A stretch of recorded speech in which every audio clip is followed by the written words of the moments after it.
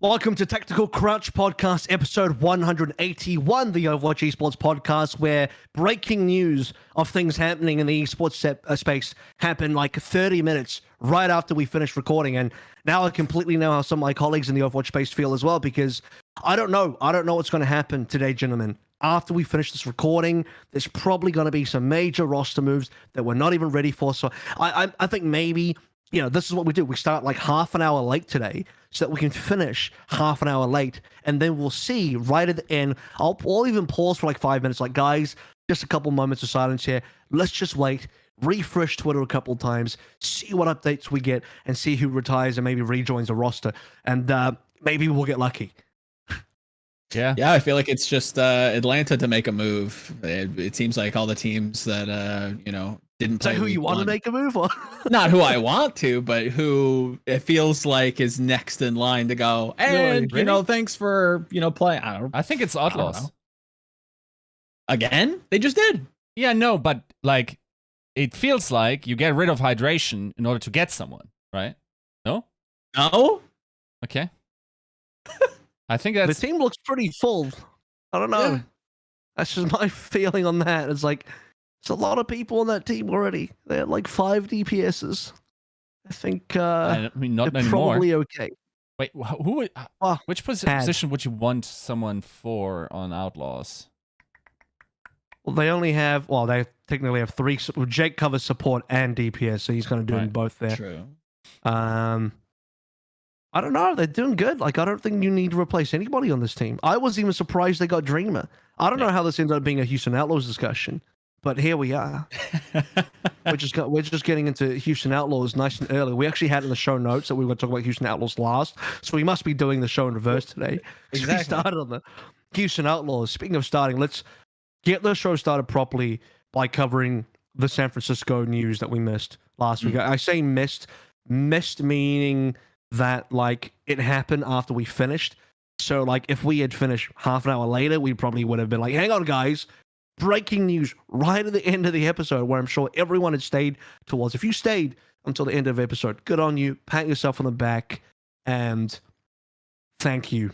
I don't know how to thank you except just to say thank you. That's probably should be enough. For most people, that's enough. But episode 181, guys, brought to you by Refined Bean, Fraudino, Battlecrab, Lolshin, Rexzane, Sir Girthlon, Porkchop Sammy, Casher67, Chara, Nathan, Your Misery, Fabled Steven, Roger B, Chris R34444, Bronze Bot Boohow, Hunter Tane, Yiska's All Percentage Shower Gel Chunk.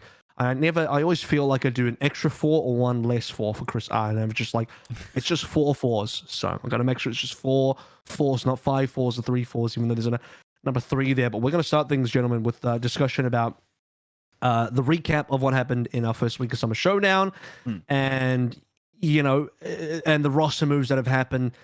Diving straight into it, Strike is gone, and then within like the hour or 2 hours after that, just so that San Francisco Shock can give their fans a little bit of time to mourn and grieve and be upset.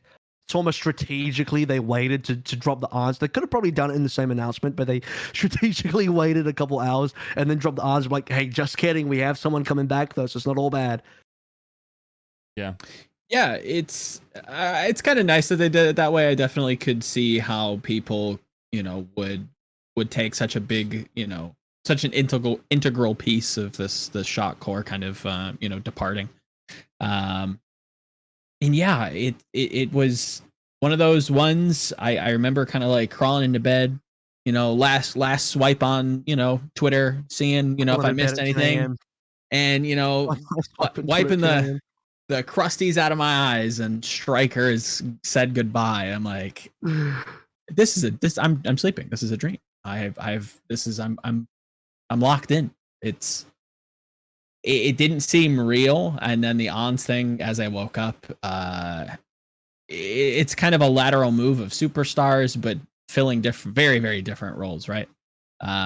You lose, if not, one of the, if not the, best tracer in the league, or maybe even the game's history, to be fair. And that's not something you can easily replace. But they did get somebody who can take over games, who does have, all-star, superstar kind of qualities in Ons. with the Widowmaker and the Ashe, and it's disappointing we don't get to see the Shock with Striker in this meta because there are definitely realms where Striker could have shined. And that's not to say that Ons won't or can't as the meta progresses, but as we kind of see it right now, where it sits, not a ton of room to kind of play the heroes, that he's more known for, let's say. So yeah, kind of a unfortunate situation, I guess. The ideal lineup you want is Striker Ons together. Yeah. That's their 2020 lineup. That's their, that's their winning lineup. That's the DPS roster that will get you 2 best in slot players in 2 super important roles, and you're good to go. The only thing they don't cover in that is they don't cover, some of the really good projectiles like Echo and that duo, but that's fine. You cover everything else. And there's no actual information, just pure speculation on my part. But I'm fairly certain that, it makes a lot of sense to me that Striker probably would have wanted to retire maybe a little bit earlier, but held out to get Arns back and just kind of filled space and filled time until Arns could be, announced back into the team, and they can do just a bit of a swap. One goes out the door, the other one comes in pretty seamlessly. So if that's actually true and that's how things went down, against speculative on my side, then, props to Striker for doing that, because he could have, gone. Oh, yeah. It just seems like the timing is a little too specific for that not to be the case. It's like you don't have Striker retiring, then like boom, Arns coming back all in the same time period, all in the same day, as a pure coincidence. Like, that is pretty meticulously planned, if anything. So to me, I think it makes it's also no the sense other way around. Unfortunately, it's also the other way around, where I think there's no room in the budget to bring on Arns again. Because if you think about the story of Arns, right? He came in pretty unproven. I don't think he had a great contract with San Francisco Shock in his first season. Then he was extended. Then he retired. Got a bag probably from T1. Not sure. I'm not coming back if I'm Arns unless I get a bag. So how do I get a bag? Only if the Shock can, to sacrifice another player. Yeah. I mean, I think that's a high probability of being true, yeah.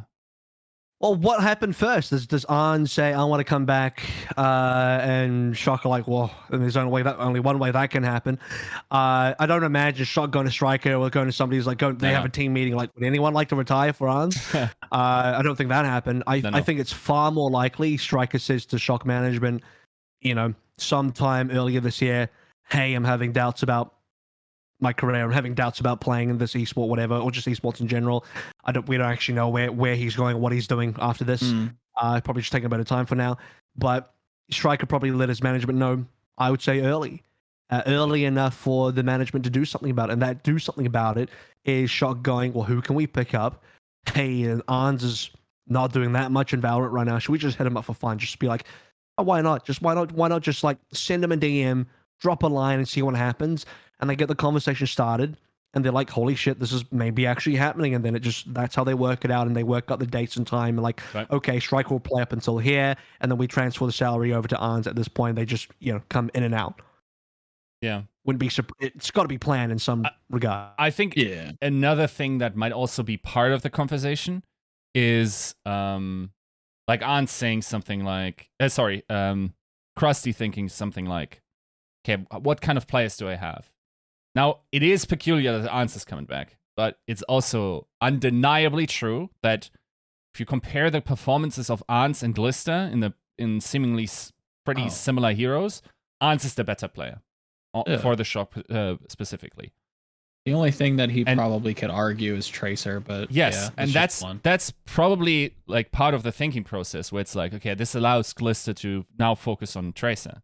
Problem being, Glista is also not as good as Striker on Tracer. Yeah. So I'm saying you need both. You need Striker and Arns, but you can't do it. Yeah. And you could argue, like for instance, I talked to Amazed, who's going to play the Shock soon.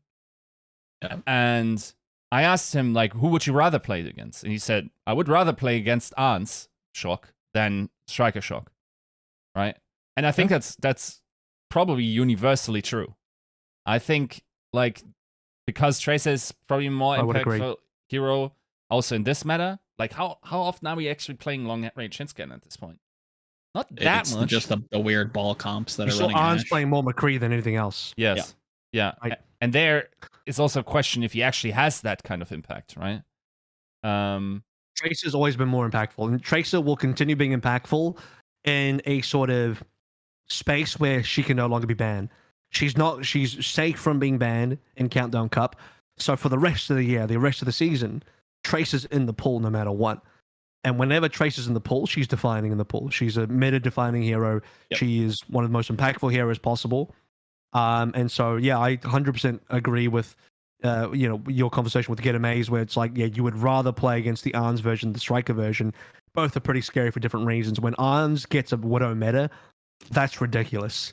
That is that might actually feel worse to play against than Striker and a Tracer meta, just because it's like instant impact. I mean, you walk out anywhere in the open, and Arns just gets a freebie straight away, and he does it consistently. So any Widowmaker that exists, like I think the peak of insufferability is definitely with Arns if we're talking about peaks, but just generally speaking and consistency, it's probably much harder to play against a striker-backed Shock than Arns.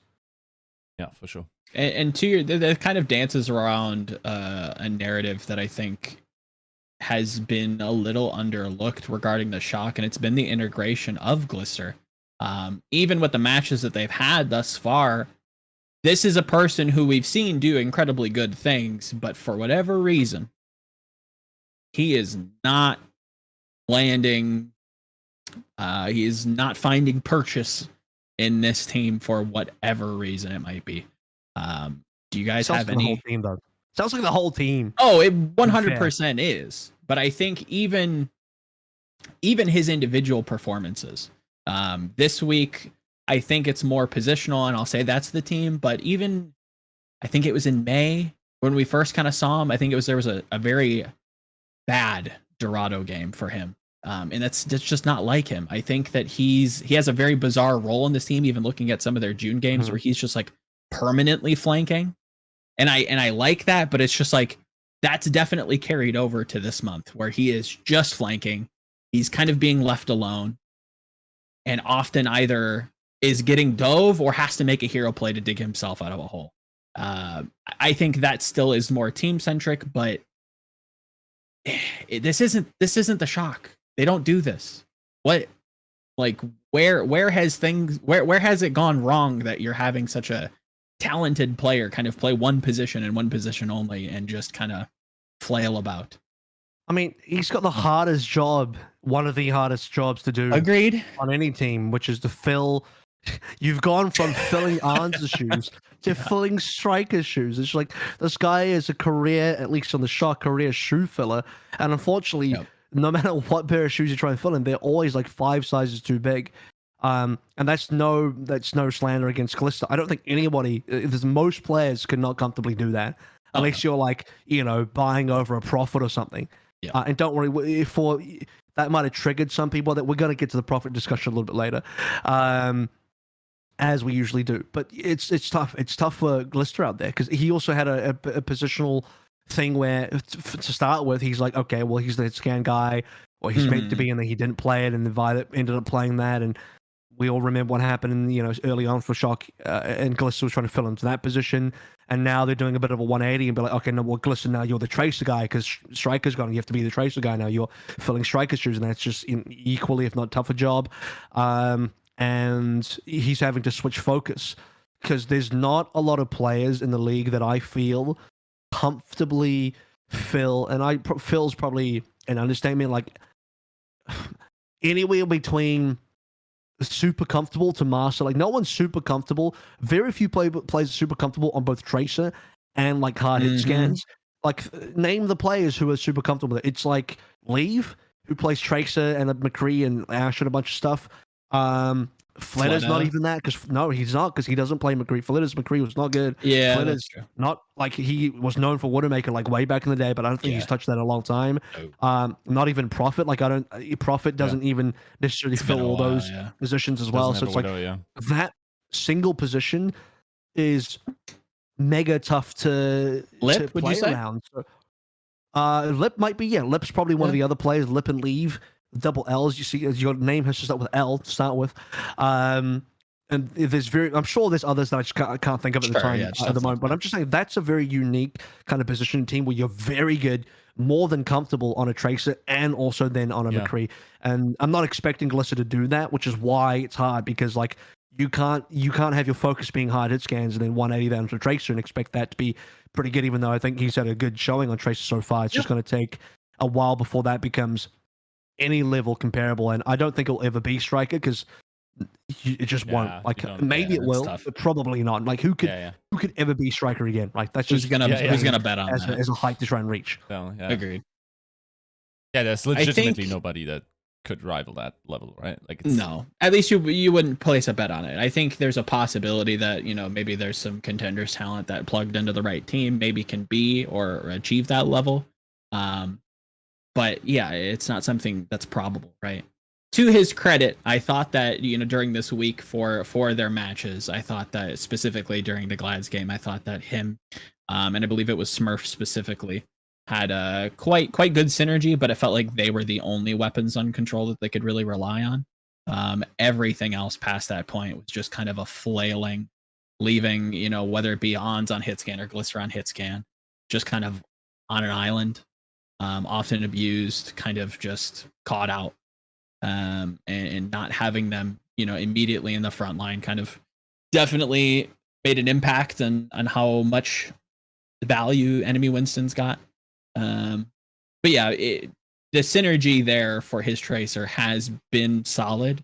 But to say that, he's adequately filling Striker shoes is definitely tough. But there again, it'd be tough for anybody, to be fair. So yeah, it's still awkward. They're still kind of finding their feet, and it's sad because you look at the team, and this should be like a shoe-in for at least contending for a title, and it's just a weird but they puberty phase. Still are, like that. That's a little my problem with this entire narrative, where it's like.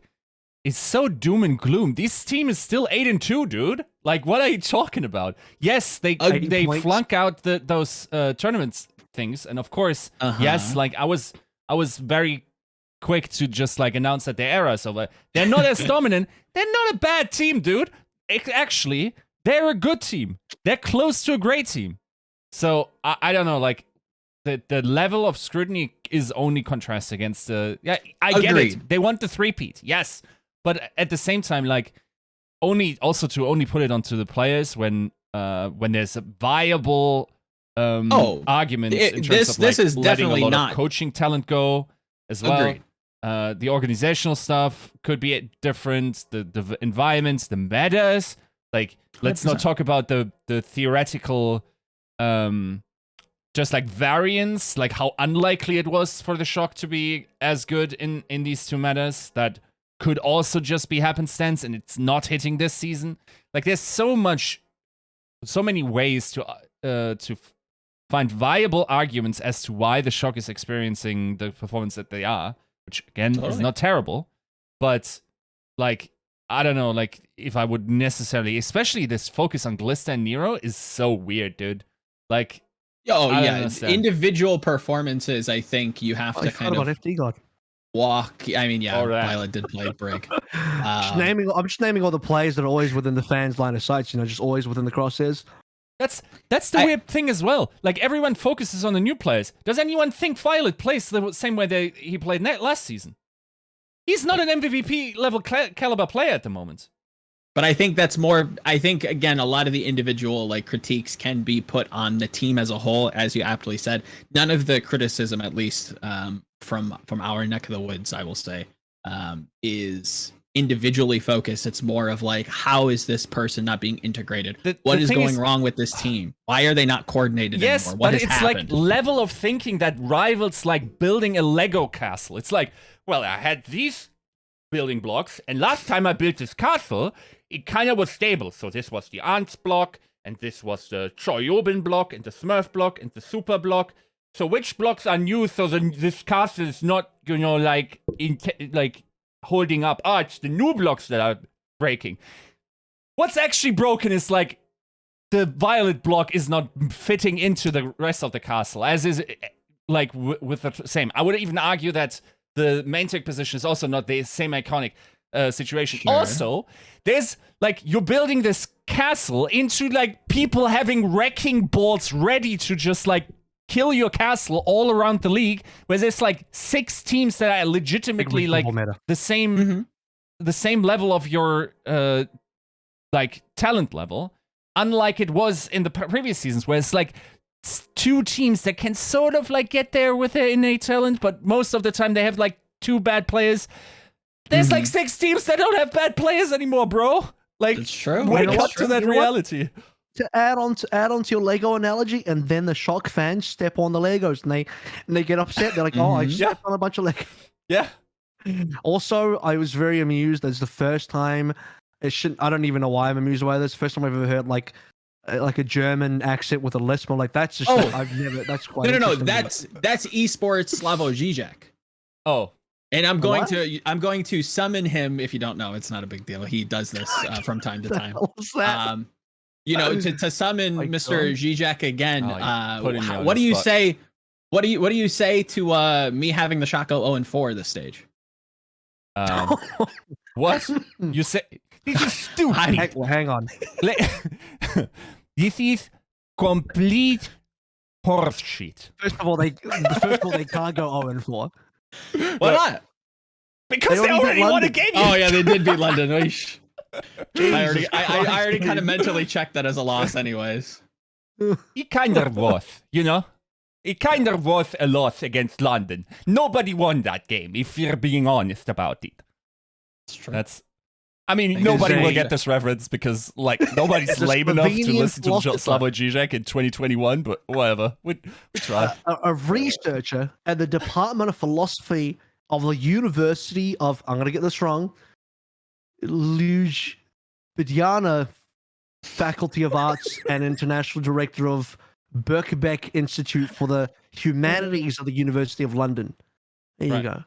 Well, what he's really known for is like a public intellectual, Marxist, like pretty public, but not the way you think. Just has some interesting opinions that are often also really questionable in the. They're just novel, you know. Generally, do have interesting opinions. I've found. Right. Yeah. Oh, and he does a killer impression, so we have to summon it from time to time. Okay, so I'm ready to talk about Shock overall a little bit deeper as well. We're gonna spend like 30 to 40 minutes just on the Shock. So half the podcast today is just going to be about the Shock. I think, and we've just all this pent up. It's also due to the fact that they've already played 2 games. We can sort of gloss or get into detail of the Gladiators game and London game. There were 3 matches that went to. No, I lied. There were 5 matches that went to 5 maps, and 2 of them were the Shock. And the other ones were Gladiators Paris and Florida Toronto. So we had some good games being longer games and not just 3-0s. We had plenty of 3-0s as well. But I'm looking at this roster being Shock as a long-term project, long-term being until the end of the season, because Yiska's right. They have a really good record right now. They're still sitting at 8-2. They have 8 points, which is only 2 behind Dallas. So at this point, if Shock continue, just trudging along, collecting 3-1s or maybe even 2-2s or maybe even 4-0, but let's just assume 3-1s. I could see them definitely getting to the end, making playoffs pretty comfortably. And at that stage, you're wondering, okay, now has the Arns striker trade-off worked out? And when I say worked out, I don't mean they did this on purpose. I mean, like, these are the cards they got dealt. And could they make that work? So you get to the end of the year, Glister's still playing Tracer. Ideally, between now and the playoffs until the end of the year, his Tracer has a bit of room to grow and maybe could end up being quite good, or just ends up being what the team needs. Because if nothing else, if you don't have a superstar carry on your Tracer, you're at least able to facilitate Arns. You don't need to be a superstar carry on the Tracer, but if you can't beat that, you can be a more supportive style, and you can just make sure you're fending off the other Tracer. Make sure that Arns is not under super amounts of threats. Make sure you have enough threat potential that you're taking pressure off of Arns. And if that's enough, that gets you across the line. So we'll see. I think San Francisco can still be a team that can make a deep run. I don't know if they can do the three-peat. Let's be real. Like, three-peating in At any this point- sport or esport is so tough. Like, I can't even name a team in esports that's done a three-peat. Yeah. I think a few traditional sports teams have done it, like Chicago Bulls and stuff like that, but that's even super rare. So I think the entire, maybe this is where the Shock fans go wrong, but maybe why they get so moldy about the fact that, yeah, you beat the 3-2 London and it's really upsetting. And okay, Arn's just got here. There's going to need to be a bit of time for that to work. Glister's maybe just moved over towards Trace. They're going to need a bit of time to work that out as well. But if your expectation as a Shock fan is that you're going to three-peat, well, I mean, that's a very high expectation to come in with, and you're definitely setting yourself up to be disappointed if that's your expectation. Yeah, I mean, to your point regarding like the more kind of defensive or marking style, I feel like that definitely denotes what kind of role they play, where they're just kind of trying to deny the other tracer. I mean, it's been a few years, but Hureg won a title off the back of literally just doing that. Eska the same way. Most titles of anybody. Yeah, like it is viable, but you have to overcompensate somewhere else, right? You have to have somebody else filling in that blank, and Ons can do that if given the meta, right? Much in the same way that Prophet did for Ureg and other people did for Eska as well. So I have a hot proposition. Is that a thing? But you can have a hot take. But I have like a hot proposition. Okay. Yeah, a hot proposition. In a dark alleyway. Does that sound creepy? Anyway, yeah, I am wearing a trench coat. Yes, there's extra clothing underneath it. I'm not naked. You want these watches? We want to buy some snacks, kids. I don't know why I said that. My hot proposition, my kind of suggestion for the team is, if you could make it so that Nero is actually a tracer guy along with the rest of his hero pool, you would actually nail your DPS lineup. One of the issues that I'm seeing with the Shock DPS lineup is that, and I'm just going to, I don't know what their plans for Tayo is. No one does, probably not even the Shock. Yeah, we'll just speak to the 3 players that do get played for now. And the main issue I see is like, you are having a lot of swaps between 3, but you don't have this kind of stable core that some of the better DPS heroes that I think exist. For example, Prophets is right there. Flitter Lip is right there. What you're kind of lacking is, if you want to play certain comps and you want to play certain things, you want to have, now you're playing Glister Nero and you're not using Arns. So is Arns going to be your big carry or not? And there's 2 things here. It's like, either he's not and you're not playing him much because of that, which is like an issue. It's like, well, now you don't have Striker, and Arns isn't the guy pulling the weight either. That's a bit of a problem. Or he is, and you can't play him at certain points in time because the pool's just in there, because Arns is not going to have a tracer. He doesn't have a tracer that we know of, and it's not. No one expects him to have a tracer. Like I said earlier, that specific pool of tracer plus hard hit scan usually doesn't exist. That's a very hard pool to master. So what you're going to need is, you're going to need to play. Generally speaking, you want to see Arns play all the time. If possible, this team should just run Arns all the time, because he's either going to be your hard carry or not. And if he is, that's great, and that's how you're going to win this season. If you can't, well, this is a big problem for Shock. So you're assuming that he is. And who do you run him with? If you run him with Glister, does Glister cover enough heroes? Right now, based on what I'm seeing, at least the Shock have displayed, I don't think Glister necessarily does. He's your tracer guy, but what you want is Nero's hero pool plus the tracer. Now, Nero's hero pool is the kind of position where you can see tracer players pop in there. He's got some projectiles. He's got a lot of projectiles, actually, plus tracer. That's actually not a super out there demand. That's actually a lot more common in DPS players than like tracer plus hard hit scan for some reason. So if Nero could be your tracer guy plus those extras, then you have this Nero Arns duo that I think could be really, really powerful. And does that mean you probably won't use Glister as much? Probably, but maybe for like a hard double hit scan, you could use Glister. Basically, what I'm trying to say is, I think they would have a better time if they managed that as a hero pool rather than expecting Glister to be their tracer player. Yep. But it's a lot of work for Nero. The thing is, I'm questioning, like, do you need like an absolute bomb tracer necessarily in order to succeed? Because if you okay, let's go down the lists, right? Like, yes, for instance, Dragons has one, right? No problem there. Dynasty has one. So APAC pretty much like, proves that you kind of. Fuel doesn't. No. Right? serviceable, fine, good enough, but you don't have to have a superstar. You just have to like have something else that kind of compensates. Not only do they have other individual stars, but they have teamwork that they've showcased all season, right? Like they have other weapons to use. As you continue down the list, you start to dwindle in those weapons, whether it be coordination, teamwork, other individual stars that you can kind of rely on, maybe hero pool issues, that kind of thing. Yeah. I mean, Outlaws, I think Dante is better than serviceable for sure. Gladiators, I mean, we don't need to really talk about that. There's like 2 people that can play it very well. So really weird to see Defiant this high up, but Yes. I mean, they have Aspire, I guess. And like Logix is there, and like actually probably also not. Justice has Decay if he plays, so that's a yes, right? But yeah, it's getting thin. Like, I'm not sure if there's necessarily like a thing that you can say that definitely is required for you to be successful. So yes, like Nero has played Tracer in the past for the charge, right? So theoretically that's possible. I just don't know. Like my mind. He actually had 1 map of Tracer this weekend as well. This weekend past. Right. This is partially why I even brought it up. I was thinking about that. I was like, hang on, can I make this a thing or no? Yeah. I'm trying to remember which exact map it was, but it was when Nero and Glista played together? Must have been.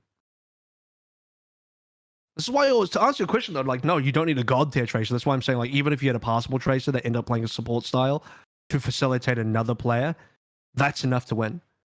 So I guess the short answer is no. Right. Yeah. Okay. We need to wrap up Shock discussions really quickly now, because we would have spent an assload amount of time on this. But I think the point is that Shock have a bit of work to do to try to figure out what's going on. And it's not just the DPS part. That's the part we're talking about mostly because the roster changes. But I mean, look, Violet even showed up on Lucio and Mercy in the past weekend. It was just like, well, what's going on here? Like, they don't know what they're doing in the support line still, because, you know, they're forcing Violet. I say forcing Violet, like, I guess they are, because they're using Violet Twilight in situations where you're like, shouldn't FD God be playing right now if you're playing a lot of Lucio and Mercy? But yeah. The thing for me is, I imagine the reason why they play Violet all the time is because he's their shot caller. I'm pretty certain that's like pretty standard knowledge. At least vocal, yeah. He's the most vocal player. He's like the guy that kind of leads the team in game, I assume, I think. So it makes sense that Violet plays all the time. But if that's the case, put Violet on the Ana, put Violet on the Twilight position, and have FD God play your Lucio Moira. It just seems so weird that Violet was that guy doing that kind of stuff, and not playing a particularly good Lucio Mercy that ends up being maybe costly for the team. So Shock have a lot of problems. I say problems, like they got a lot of, you know, wrinkles they have to iron out, like so many wrinkles they have to iron out before they're looking like a team that threatens a championship. So despite being an 8-2 team, at no point am I looking at Shock right now and thinking, yeah, they could be a champion of a tournament cycle. Or they could be the champions of the league for a 3P. I'm not thinking that right now. Yeah. I think after week 11, the biggest wrinkle, to run with that analogy, it does feel like confidence. You look at that Glads game and how just flowchart based their rollouts are, where they kind of identify like a strong strategic position that they want to kind of fight for. They fight for it, they win it, and then they kind of just sit there. There's a couple like chokes that they kind of waffle about in for about 10 seconds on King's Row. Glads just takes all the time in the world to set up around him and collapse. It doesn't feel, if you remove the nameplates and you showed me a match of similar compositions between the Shock and the Paris Eternal, I could have swore that the Paris Eternal were much more Shock-esque, right? Kind of aggressive, running it down, you know, allowing themselves to engage. Shock just are either not necessarily as confident as they once were, finding coordination issues. It's difficult to put my finger on, but I guess I would lean on like the confidence. Just kind of you have to build it back up. You have to just kind of send it in, and it might not be the best engagement, but you have to be proactive. Cool. Let's go on to the next team. One of the opponent that really pushed the boundaries of Shock and gave them the first loss of this current stage in this current tournament cycle is the Gladiators in 3-2 fashion. And Gladiators coming in, Kevster's on land now, which is actually pretty massive. So I think we can all agree Kevster on land is going to make a decent difference. Face has been revealed. They had an entire like smack talk video, and everything seemed pretty good. I'll be honest with you, I thought maybe Shock could still come in and win without too much expectation of what the meta could be. And you don't necessarily, a Tracer's going to do a lot of work in this meta, but you could still play a lot of, brawl type compositions that's got nothing to do with the Tracer. You can have, your Nero May plus Arns on a McCree, stuff like that. And Shock can roll through super on a Ryan even. And Shock can do plenty well in those types of compositions. So I feel like maybe, getting Arns in early and seeing what he could do. And from what I could tell, Arns, fits back in mechanically anyway. He seemed like mechanically like still a top tier player. I don't know. Well, he didn't. I don't think he played any Widowmaker, but you're not expecting him to just yet. So yeah, like Shock could have probably won this one, but Glads came out really hot. Yeah, I think I was genuinely impressed with how well Mirror was playing in particular. I thought for the most part they were extremely coordinated in just abusing the kind of passive Shock that we saw. Granted, a lot of that was due to their compositions running kind of, I think it was like Brig Bap. So you don't have a ton of engaged tools, but then you look at teams in APAC, teams like Boston, kind of finding some success with this brawl composition that you had referenced, and using Symmetra to kind of close the gap and kind of use that as your engaged tool. I don't know if that was just a scrim bubble that they kind of dodged, but Glads in general really did a great job at abusing the kind of slow nature. Having Mirror with the capability to play Doom as well as a couple other heroes that were kind of niche. Shock had no answers to it, and even in some of the other matches, Glads that is, showing a little bit more with the Echo Genji, I believe it was versus the Paris Eternal. They feel a little bit shallow as it comes right now, but I feel like that's almost good for them. One big criticism I've had of the Glads in the past with these last 2 months has been they've tried to do a little too much, and I feel like this is very stylized. This is very within their kind of wheelhouse. Whether or not this will pan out the entire month kind of remains to be seen. I do kind of tend to lean more on the Rhine Brawl centric stuff, but Dallas has won a title off of kind of forcing one comp until it fails to work anymore. So it's definitely within their wheelhouse. I do think there's still some small kinks to iron out with Muse, but past his woes on Reinhardt, I do think they've actually played really well this week. Oh, the one thing that I will say is I'm kind of like perplexed by their EMP Diva bombs. They seem to just want to like pair Diva Bomb and EMP together, and I'm like, that's too big of an ultimate to just kind of try to combo with. Big all in, right? So it's a massive like investment. It's not a bad thing. It seems to kind of work at times, but it's what you're talking about, because EMP is usually as an ultimate you use to charge other ultimates. It's the ultimate where like you should be able to use the EMP and not a lot else and be able to win off that. Yeah. Or you use that and you put yourself in a situation like I don't even mind EMP Shatter, and the reason for that is because at least you're still charging other ultimates. Yep. But self-destruct as win conditions has always felt weird because you just delete a lot of players. And yeah, you win a fight, but it doesn't progress your ult economy at all. It's one of those ultimates that does not help your ult economy next to like a Nanoblade or something like that. Yeah. But I was going to mention their comps are really interesting because Glads are clearly like a dive-heavy team now, at least in this meta so far. And they're playing a lot of Sombra. They're not the only team playing a lot of Sombra. Notably, Shock was playing very little Sombra. So what I'm noticing in NA so far is that teams are trying to figure out like, what direction we want to go in. Some teams like Florida, Toronto, and Glads are going like hard into, it's going to be a Sombra. We're doing a lot of Sombra. They even beyond that, Gladiators are trying to run a lot of Doom. So they win this one 3-2. But I'm not even necessarily convinced that their comps are the best yet. For some reason, I don't feel good about them winning with like Genji Sombra in a 3-2 fashion. Like Genji Sombra to me is not something that's completely out of the picture. And funny enough, by the way, in the the Chinese casters call Genji Sombra the Black Sword comp. I don't know if I've said that before. It's kind of a cool name for it. Nice. And yeah, but it's just like it's just seeing Kevs to force the Genji, and this ended up I think biting them in the ass versus Paris a little bit. Yeah. But yeah, like this is just seems, you know, the Doom part is kind of to me like, man, Gladiators are really trying to force Doom. Yes, and the way that they do it is super interesting too, because I believe it was in YouTube chat. Maybe you can correct me if I'm wrong. I think it was versus Shock. I think last map was, or no, I think maybe it would have been Paris. Either one of it might actually have been Paris on Oasis University, I believe it was. I think they roll out on Doom Sim, and they have like a really interesting way that they use teleporter. Where I think one fight they use teleporter to get Doom onto the high ground so that he has more options when it comes to his engagements.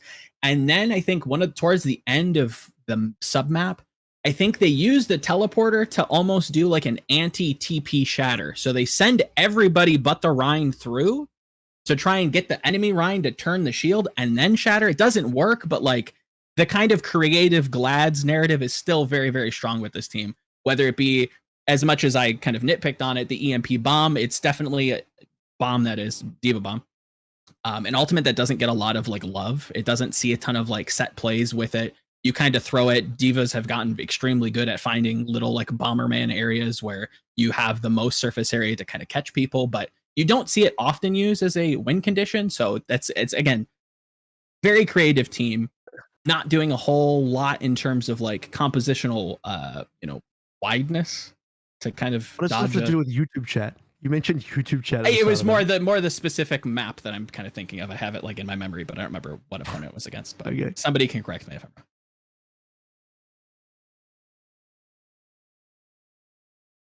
Yiska might have cut you off earlier. I don't know if you had something to add there. About the Glads. I mean, I think one thing that's really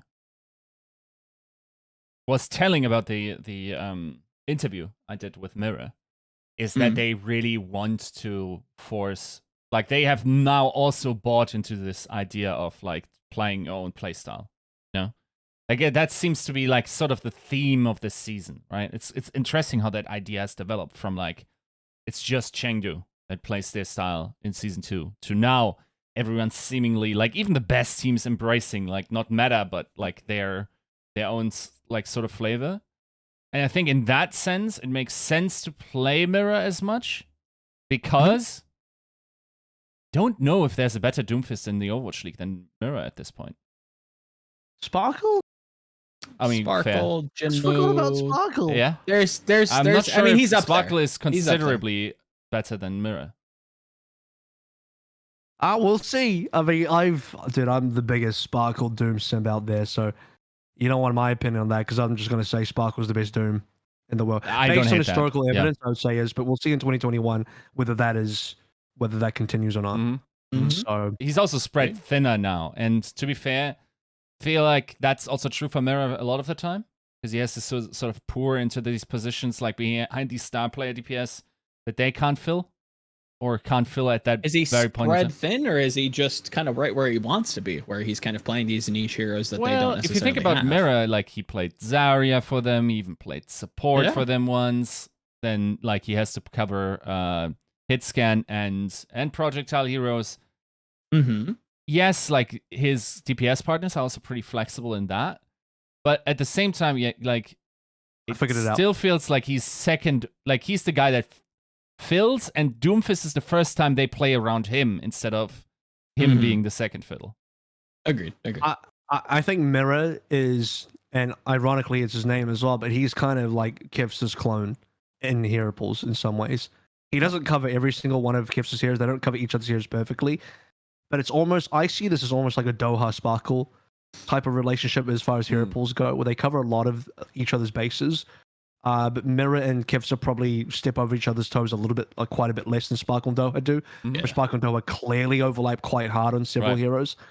But this is that kind of thing where like they're both very flexible players that fill a lot of projectiles, and then you just have this one hard hit scan on Birdring that comes in for the very hard hit scans that he's very specialized on. So this is the kind of situation where a lot of teams, you look at this team and like, man, I just wish I had two of this player. and Gladiators do have two of that player. They have like two Kevsters almost. So that's I kind of see Mirror as being almost opposite, but there's also clear roles that Mirror plays that are just better than Kevster, or at least the team believes are, which is, for the prime example, has to be the Doom. Yep. And then the prime example, what Kevster is definitely better on, at least what the team believes, is the Tracer and probably the Genji as well. Like those are the two Kevster heroes. But beyond Doom, Tracer, Genji, I think the two of them cover a lot of the same heroes, and they can do some creative things with that. Yeah. Yep. I think for any kind of Glads fans that are a little, skeptical with the loss to Paris, we'll get to them, but I genuinely think Paris is like playing well. It's not like, oh my God, we lost to the Paris Eternal. I think if you actually cover that match, it was actually probably one of my favorite like Overwatch matches of the year, honestly, outside of like the finals and stuff. Genuinely a good game of Overwatch. If you haven't seen it, take a look. I mean, reverse sweeps are rare. Yeah. Why do you say that? What did you like about it? I think Paris in general did a lot of adapting. Specifically when it came to what they were doing and who was actually playing McCree. Obviously that's a little bit more compositional, and maybe Naga and Onigod have different playstyles when it comes to that. But it felt very apparent that Onigod's McCree was a lot more flank heavy. On Eichenwald, you saw him kind of take this like big long flank up the tower, kind of playing a little bit farther away in like a pocket position. Whereas Naga was like right in front of the team. I think it was Route 66 was like the momentum shifting, first map win for Paris.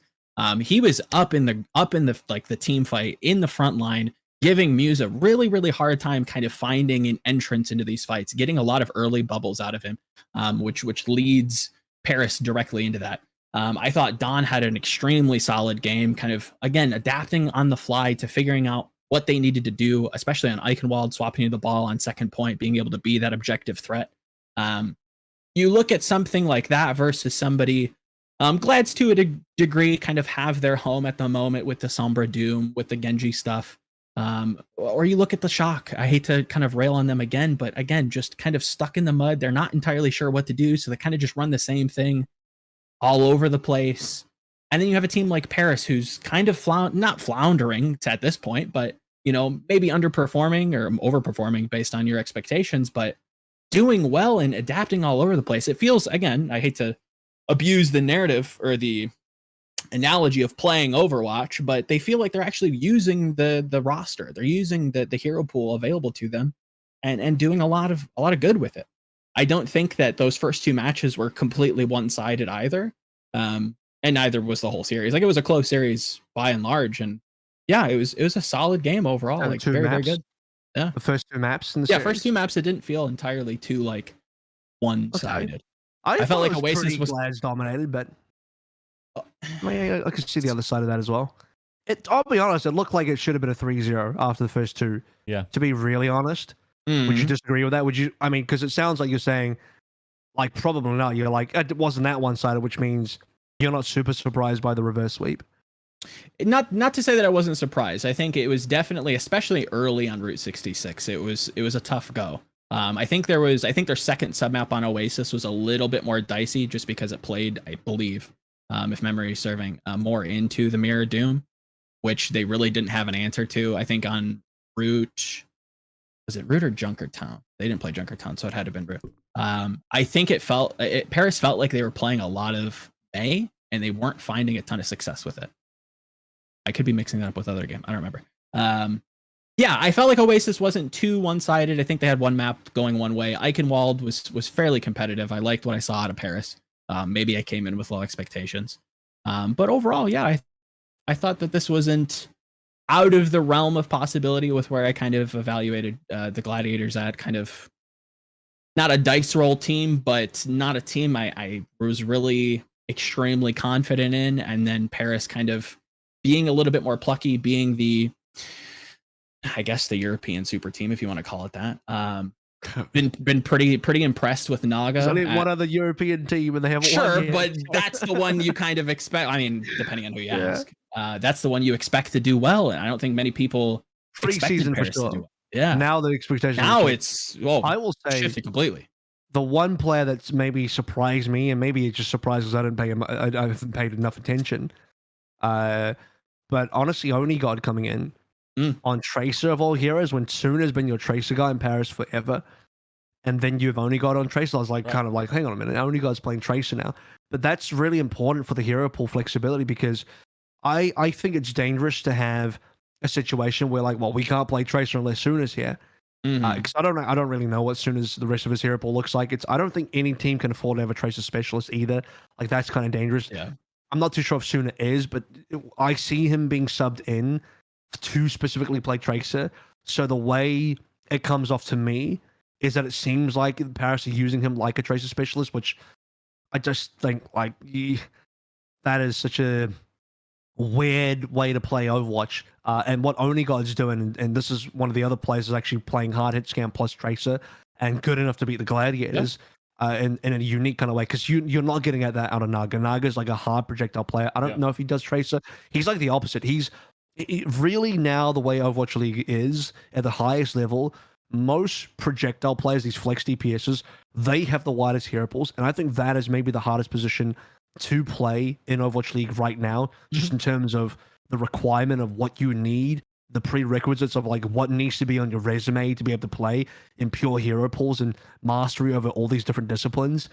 And then you add on top of that, like this year especially, well, ever since Echo came out, but this year especially, with how dominant Echo's been, your Echo player needs to also be your Tracer player for the most part. So the fact that Naga doesn't bring that to the table means Paris are in this kind of weird spot where, like, well, you got Sooner that's got to play it, but then Sooner's not your hit scan guy because that's Only God. So what's going to happen here? If you want to play both an Only God and Sooner, then you don't have Naga, and he's your projectile guy. You want to play your Echo, so it's just like this three-way dynamic to me didn't really work. But then in this Glad's Paris match, suddenly clicked. It's like, hang on a minute, you have Only God Tracer now. Oh, okay, now this kind of DPS lineup makes a lot more sense. And suddenly, just the fact that Only God brings a Tracer to the table, I think opens up a lot of possibility for the Paris Eternal. I think there was a lot of, to be completely fair, to the Gladiators here, I think Paris did just kind of overperform. I felt like Oni God was just like impeccable with his pulse bombs. If you want to just kind of be in awe of a strong Pharah performance, go rewatch Naga towards the end of the series. I think he has like a 6 kill streak, just clapping fools.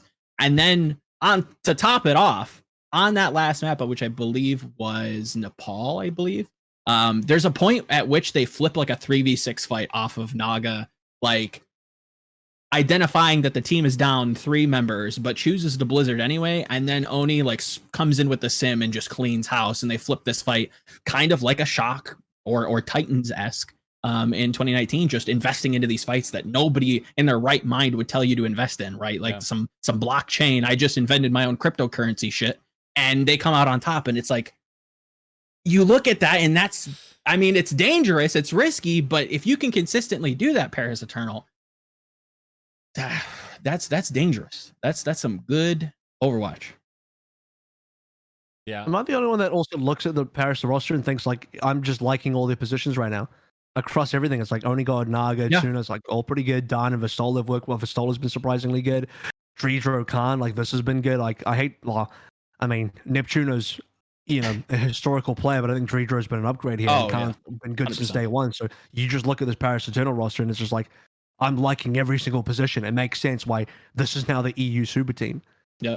And then it comes to the coaching. And I think that's, for most teams, it probably goes under the radar. But I think that not only is there like a strong narrative with, J-Mac coming in and being this, prodigal, crazy stats. Maybe not stats, but like pages on pages of notes to give to the players. Right. Yeah. It's coming through. I'll be honest. I was skeptical at first. I'm like, oh, okay, yeah, cool, whatever.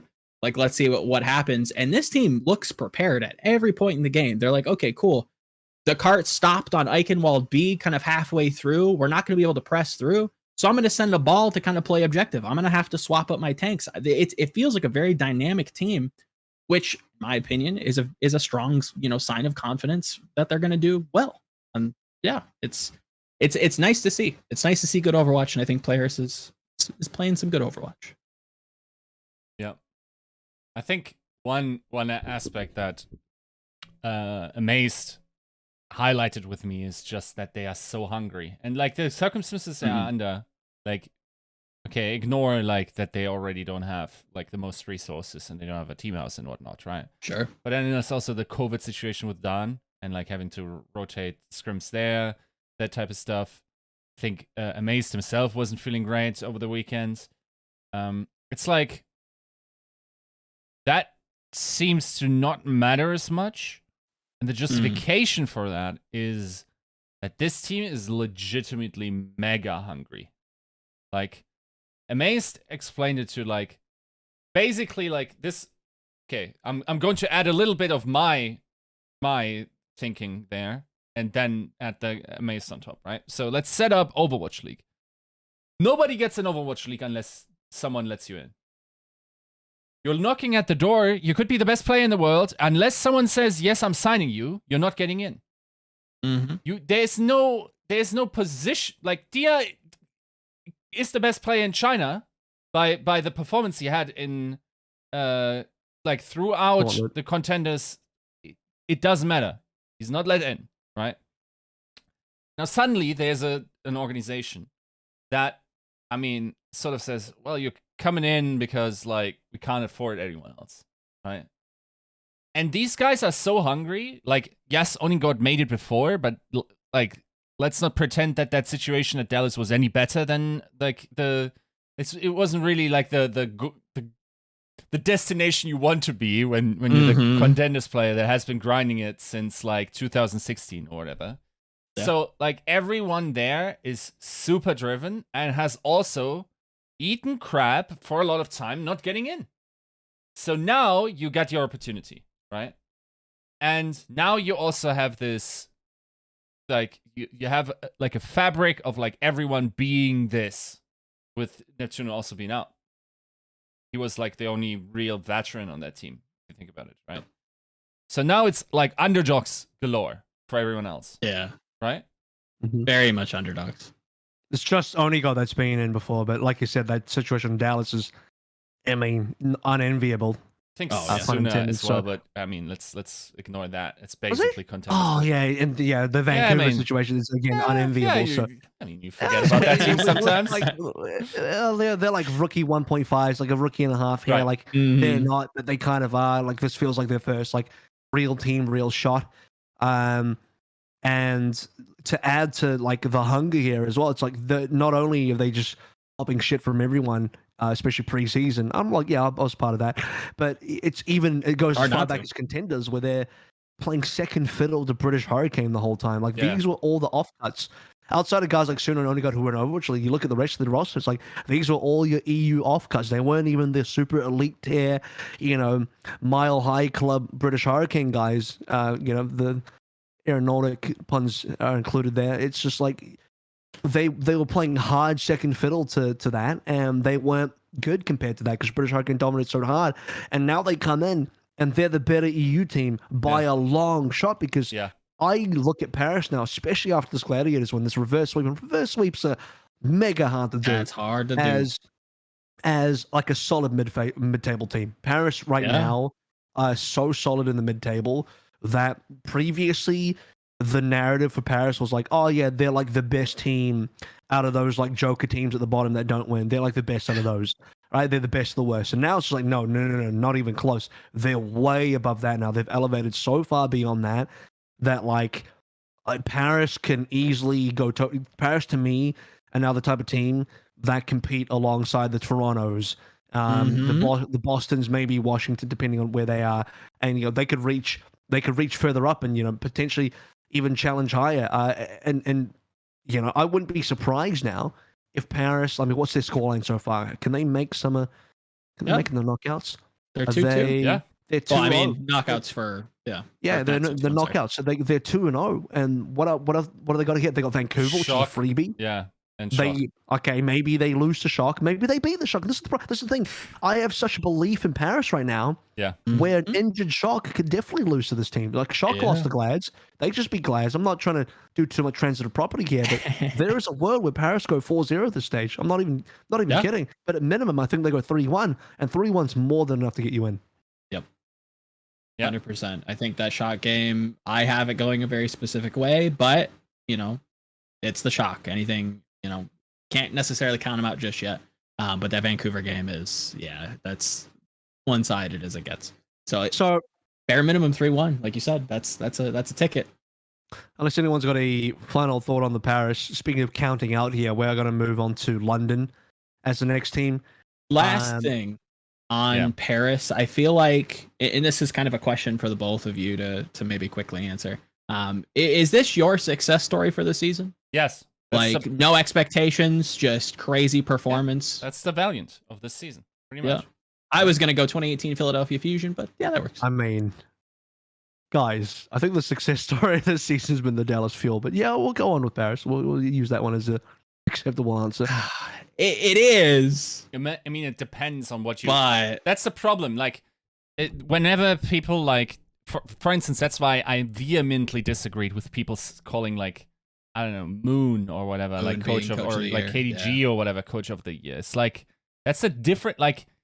You're like in that Lego building contest with entirely different pieces, dude. Like this kid has like the motors from like Lego like mechanics and whatnot, and you're just like, oh, can I bend this Lego? It's like, oh my god, it just brittled, right? And like it's just completely different. Like to me, once again, it's about the ratio of how much you make out of the value that you've gotten at your disposal, right? Yeah. Who's giving these awards out, by the way? Which I don't know. We got to figure out by the end of the year. We gotta have to do our own award show. Oh, you don't want to get me started on that one, dude. Like this is the most arbitrary award possible because no one really knows. Yeah, no, of course, it's an arbitrary award. I think the coach of the year is just it shouldn't. I say this. I have to put the /S on there early so that people know that this is a bait. This is the one time I'm baiting where I let you know beforehand that I'm baiting. Isn't the coach of the year just whoever's coaching the winning team? Isn't the Overwatch League champion team? Isn't the coach of that team just double coach of the bait? Year? Who you could be a member of the media very easily if you unironically believe this, by the way. A member of the what media? The ones that get votes. But this is what I'm saying is like this is how people think is like, well, I don't know who the good coach is. Surely the coach of a winning team is a good coach, so they get coach of the year. So like, yeah, again, I'm baiting with my comment, but I'm also like, I don't know, just repeating what the masses say, which is because this is what I'm saying is totally arbitrary. No one actually knows what the coaches are or are not doing, and you never know that unless you're a player on the team or someone on the team comes out and tells you. And no one comes out and says, oh yeah, this coach was really good, or that coach was kind of shit. So we're all just out here guessing, and that's why no one knows who the good coaches are, and you can only assume the good coaches are the ones on the winning teams. Therefore, coach of the year goes to the best team. Yeah.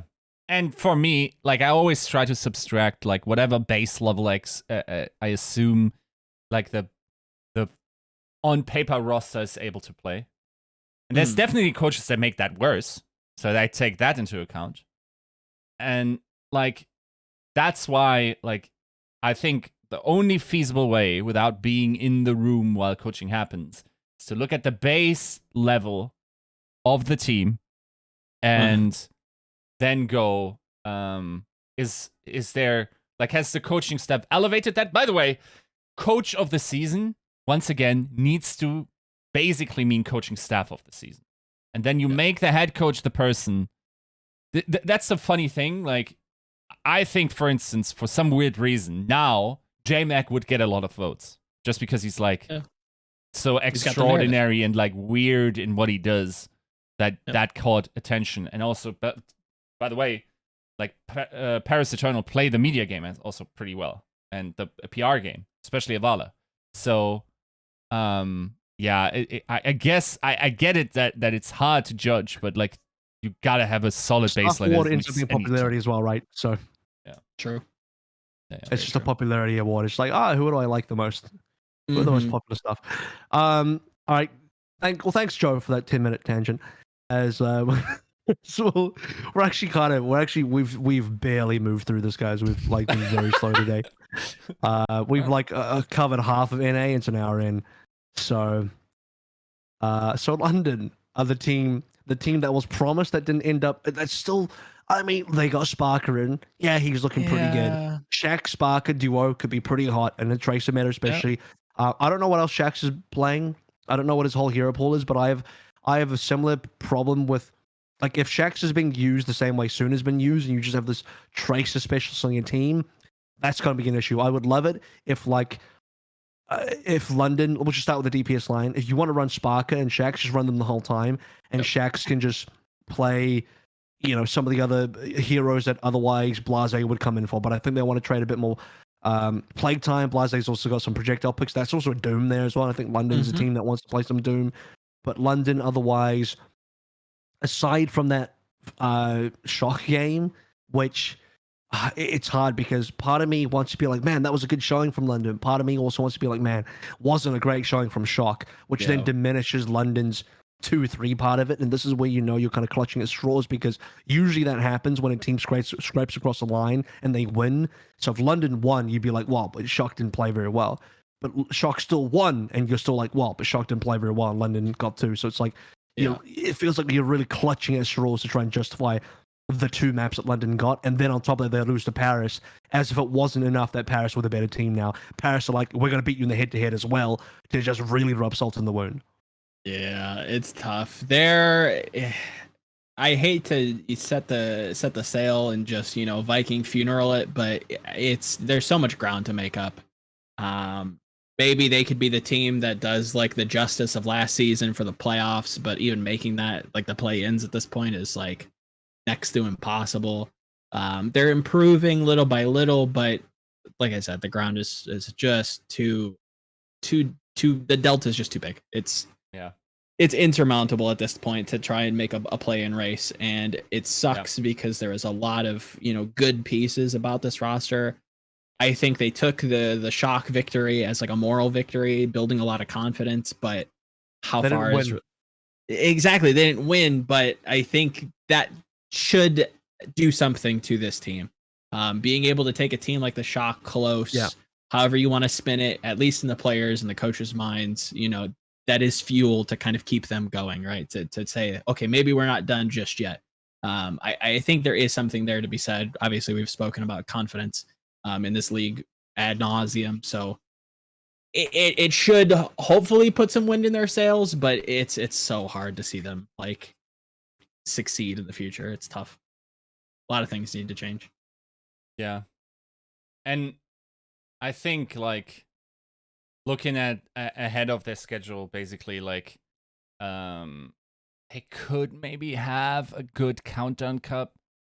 Like, you could foresee, like, maybe they could, like, elevate their level towards, like, beating someone like Toronto.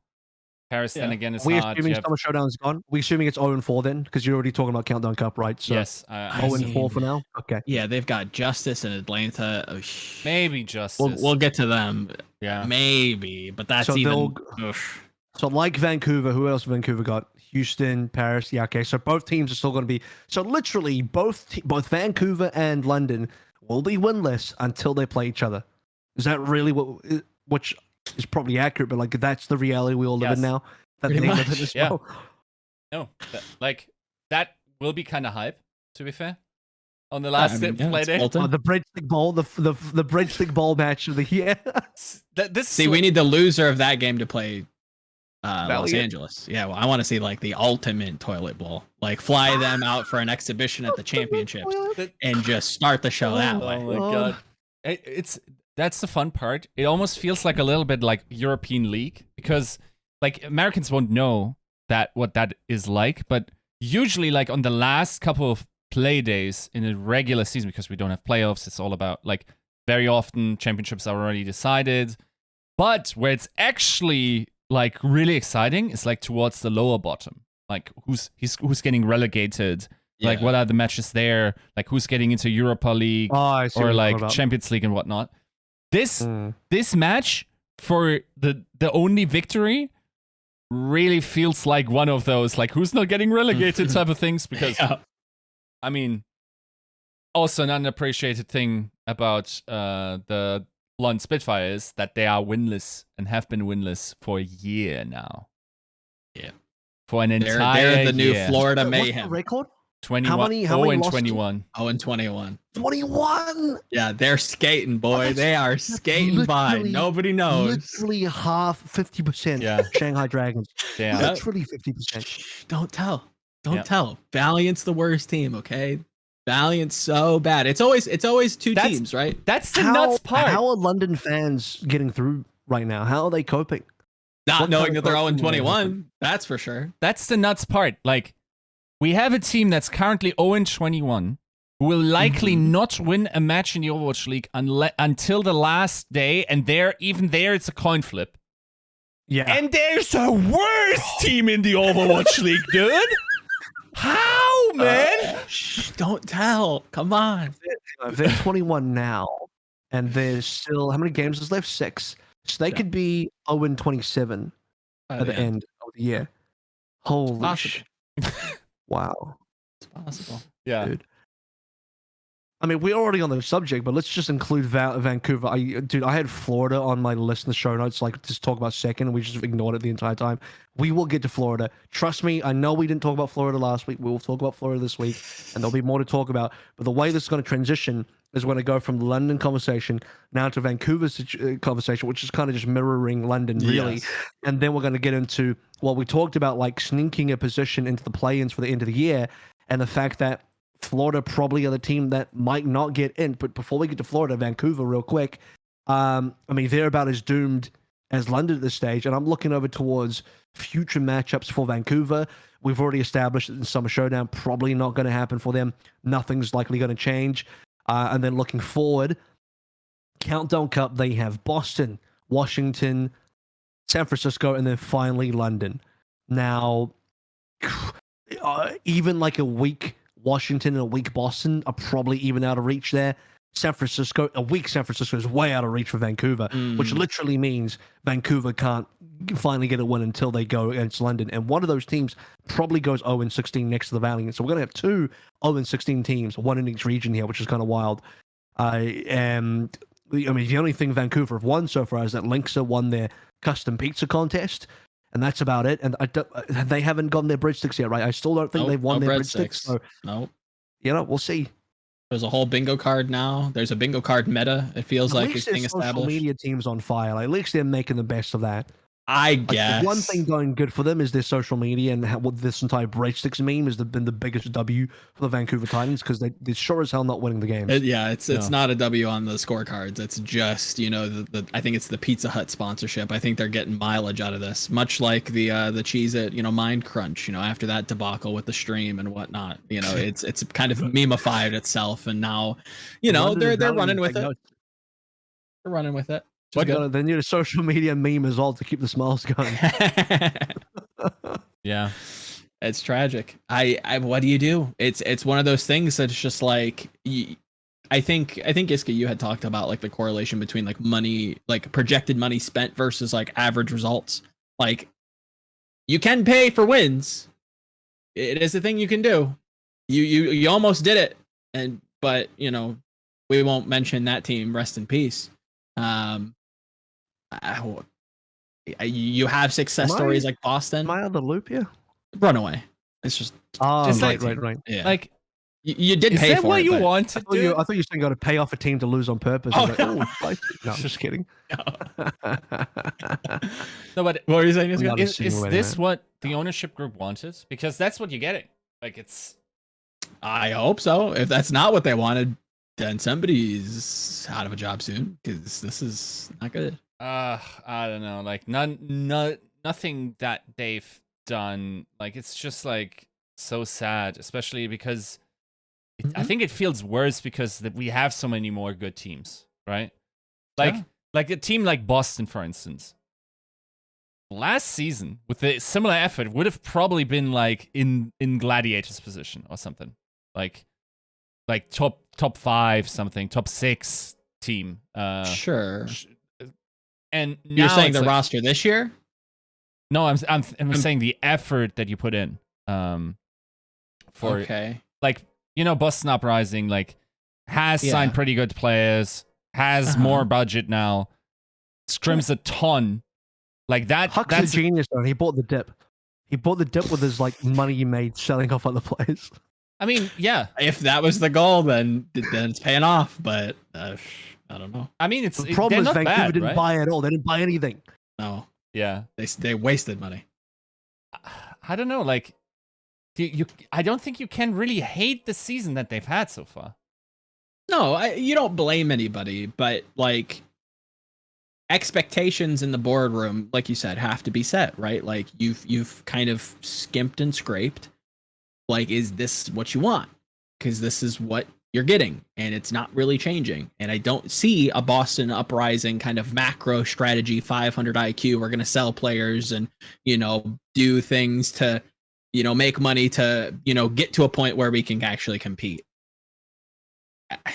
I think that's a fun fact. That literally happened, I think. And it was a good sure. bet.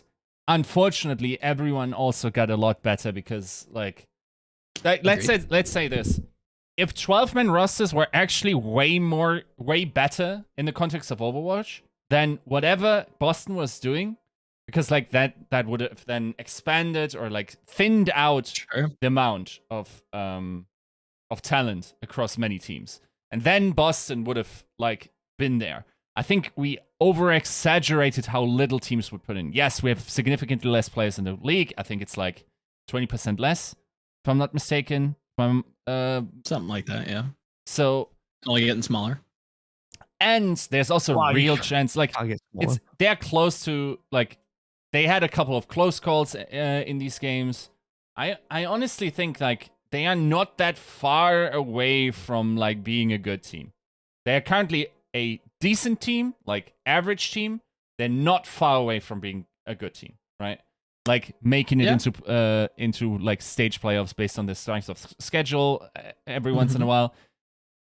Probably, I mean, if we look at the track record here, right? Like they have to play Houston and Atlanta, which could be tough. They need one out of those probably, even though they have a good map score, so they might just slide in based on map score. So it's likely that they will actually make play-ins. Will they, or like first, like lower seed for Summer Showdown? Will they go farther? That's the problem where they probably like they are unlikely to ever go to Hawaii. But we'll have to see. I'm not gonna rule out the possibility. I know that 2 teams can go to Hawaii. That's like pretty tough for any team. 100%. But if your name isn't like Gladiators, Dallas, or maybe even Shock Rain, you're probably not going to Hawaii. I'll say this. If nobody else is going to continue to lean on this sim stuff, and this is going to be like the stylistic team that like nobody's really expecting, nobody's paying attention to, but they're just running this like sim rushdown stuff, I think if they refine it a little bit more and they squeak out like 3-1, so you don't get the 4-0 curse, maybe they go to Hawaii. I think it's a stretch. I think I have a better read after week 12 just to see what literally all the teams look like. But they could be that like a stylistic Dallas team. I won't rule that out. I think scoreline wise, it's like possible for a lot of teams. That's not the hard part. The hard part is in the actual knockouts, the regional knockouts. That's the part that's going to stop you from getting into Hawaii. It's just too tough. And I said we were going to go to Florida next, but now we're just talking about Boston. So this is now the official Boston segment, I guess. We're just doing Boston now.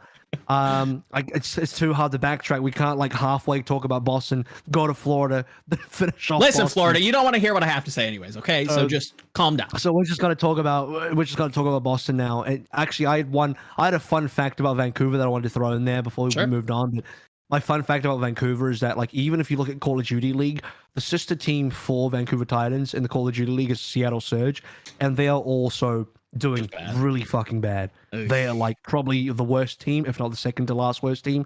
They're at least winning. Don't get me wrong; they've won games, and Vancouver Titans haven't. So the Seattle Surge have done something right, but there is just between Aquilini and Canucks and Luminosity, both of the teams in our Activision Blizzard franchises, they're both just shitting the bed hard. So something's going wrong in that org.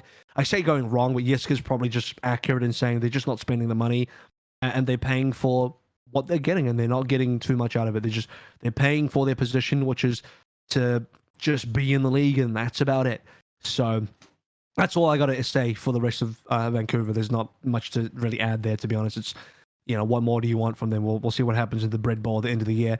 As far as Boston goes, I meant what I said. I think Huck did a really good job of assembling a good team here around a contenders career championship roster. Got the championship roster coach, got the championship roster players, mixed them up with some of their previous players that were honestly pretty underrated and have some good potential. And together, like, Punk is really who I'm talking about here. Like, he had a lot of potential for a while, just needs a good team around him, and he has that. Everyone's like, oh, but Gableshy. I'm like, yo, but Punk actually... Punk played out of his fucking mind. Yeah. Exactly. And people underrate Punk hard. Oof. Heavy. I'm like the Punk of casting. Like, just underrated so There damn we hard. go. I said it was Elsa. No, Punk is way more underrated than Elsa. Okay, so I'm changing my mind. I'm the Punk of casting. I'm also a bit of a punk in the sense of what that means as well. I'm not really, actually. It doesn't really hold. You're but yeah, just like, grabbing any Boston, kind of ties. Boston, I think, Boston are like Paris, except our expectations, where Boston should be a middle of the table team. Yeah. Whereas we're way more impressed by Paris being in the same position as Boston, at least from a feel perspective, because we expect everyone pretty much expects them to be way lower. But Boston are about, no one's excited about, maybe you could be somewhat excited about Boston's results, considering where they were last year. This is way better than where they were last year, although they were so low last year that anything is way better than that. So, I mean, Boston are about where they should be, is basically what I'm saying. That's what Boston did this season is what you want out of these trash teams at the bottom next year, right? Mm-hmm. Like, you want a little bit more spending. You want a little bit more structure towards, like, being competitive in that regard. Like, I wouldn't even count... Let me think about this. If I would count London towards that. Because they had reason to believe that their British Hurricane stuff would probably work to some decent degree, right? Sure. And they had also some invested extraneous- in an academy team, which is an expenditure that has to be counted towards whatever they're doing. And they have done... Like, they only cashed in, like, basically you would have to count the entire salary of the British Hurricane from last year towards that. Maybe even before that. So I'm not sure if I would count them towards, like, the teams that don't really try, right? They most certainly try, for sure. And they're once invested in this again, game. so I don't get thrown into the customer bag, I'm saying from an organizational standpoint, not from the players' business-wise. Right? Yes.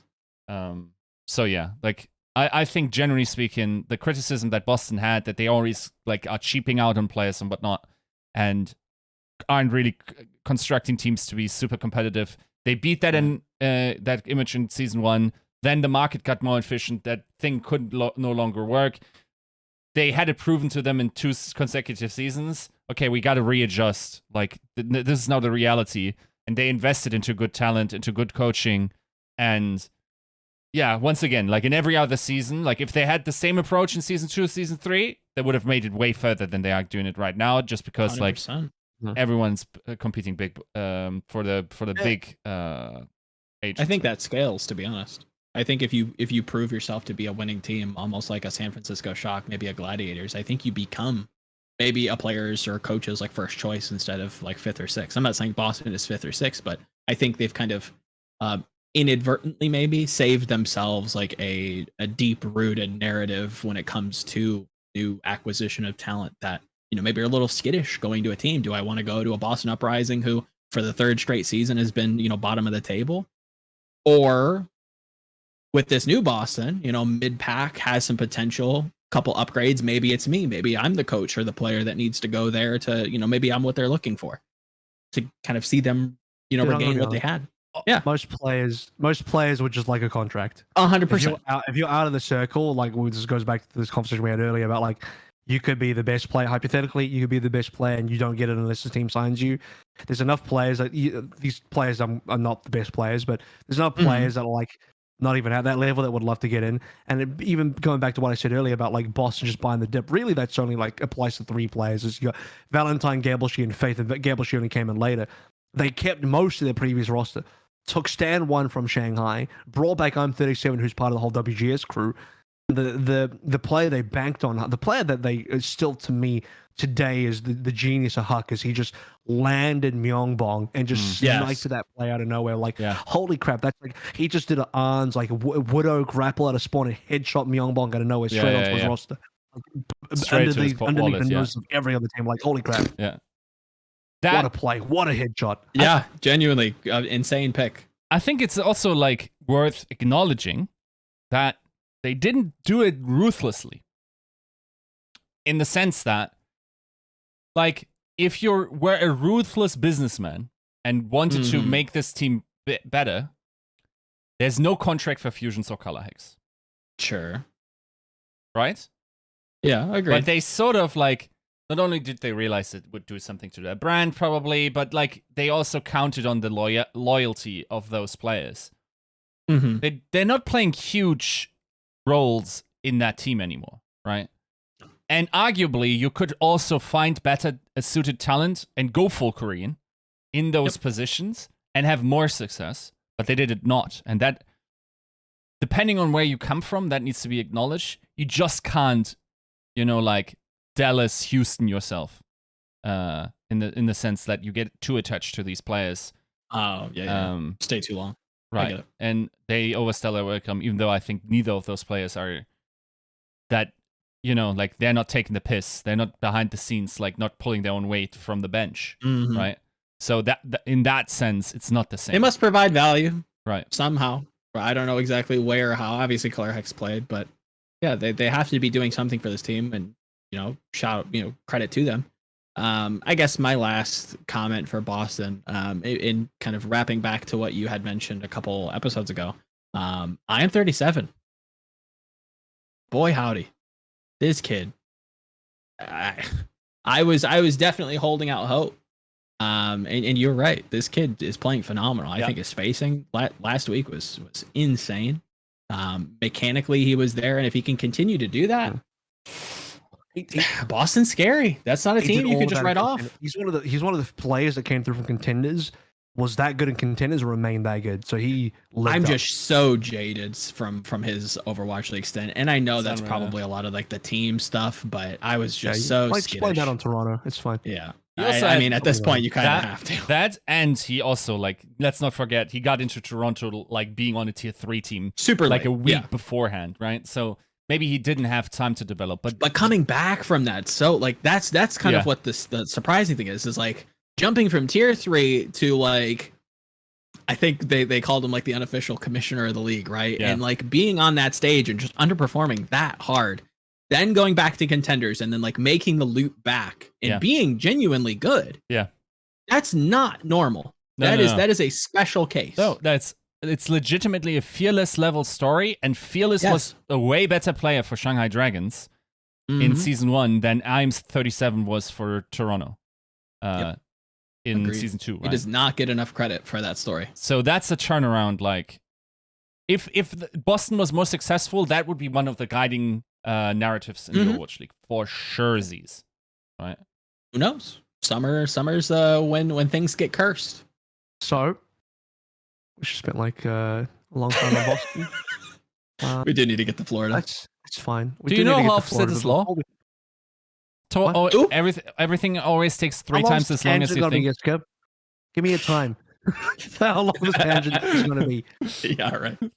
Just saying. Go on then. Or we could talk about Toronto, because if we were to brought up Toronto, this is the problem. I want to talk about Florida, but we keep bringing up other teams, and we're just baiting Florida the entire time. Well, let's put the Florida mayhem. I'll be like, I'm sorry, we just ran out of time. We're not going to get to talk about Florida today. So Toronto, Aspires had his contract extended through, which is that's no one's surprised by that. He's really been very well. Playing super well for the team. He's actually jumping on Tracer. I don't know what his hero pool is, but he's on Tracer now. So they're just putting him on next to Jesus Sombra. And if anyone's going to play, if any team was going to go Sombra when Sombra's available, I suppose it would be Toronto for the bag of Hisu. 100%. And now Toronto have got wins over Florida. And I swear Florida will be next, because we're going to transition from the Toronto win versus Florida to actually talking about Florida in depth. But one of the wins. Super impressive. That was one of the 3-2 wins as well, after Florida went up 2-1.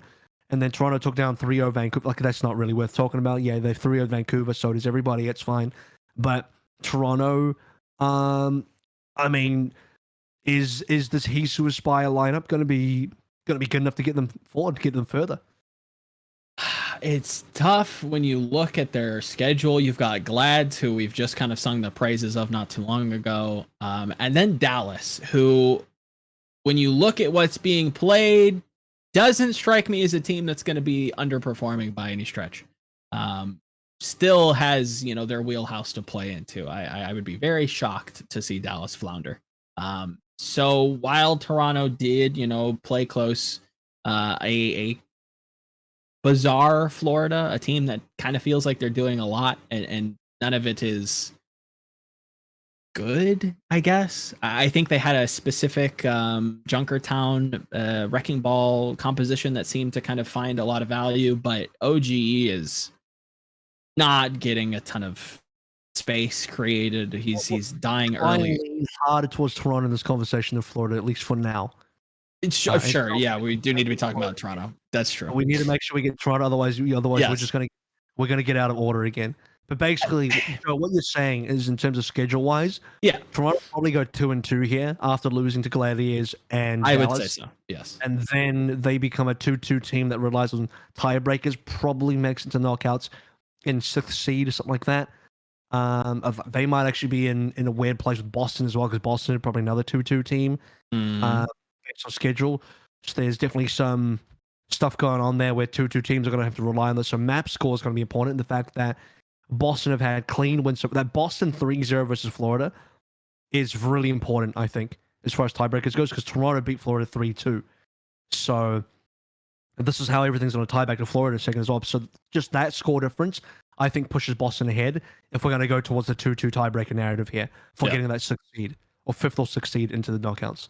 And it's tough, like, when you look at the team that Toronto has, right? You have Aspire coming in, playing very well. You can't take that away from him.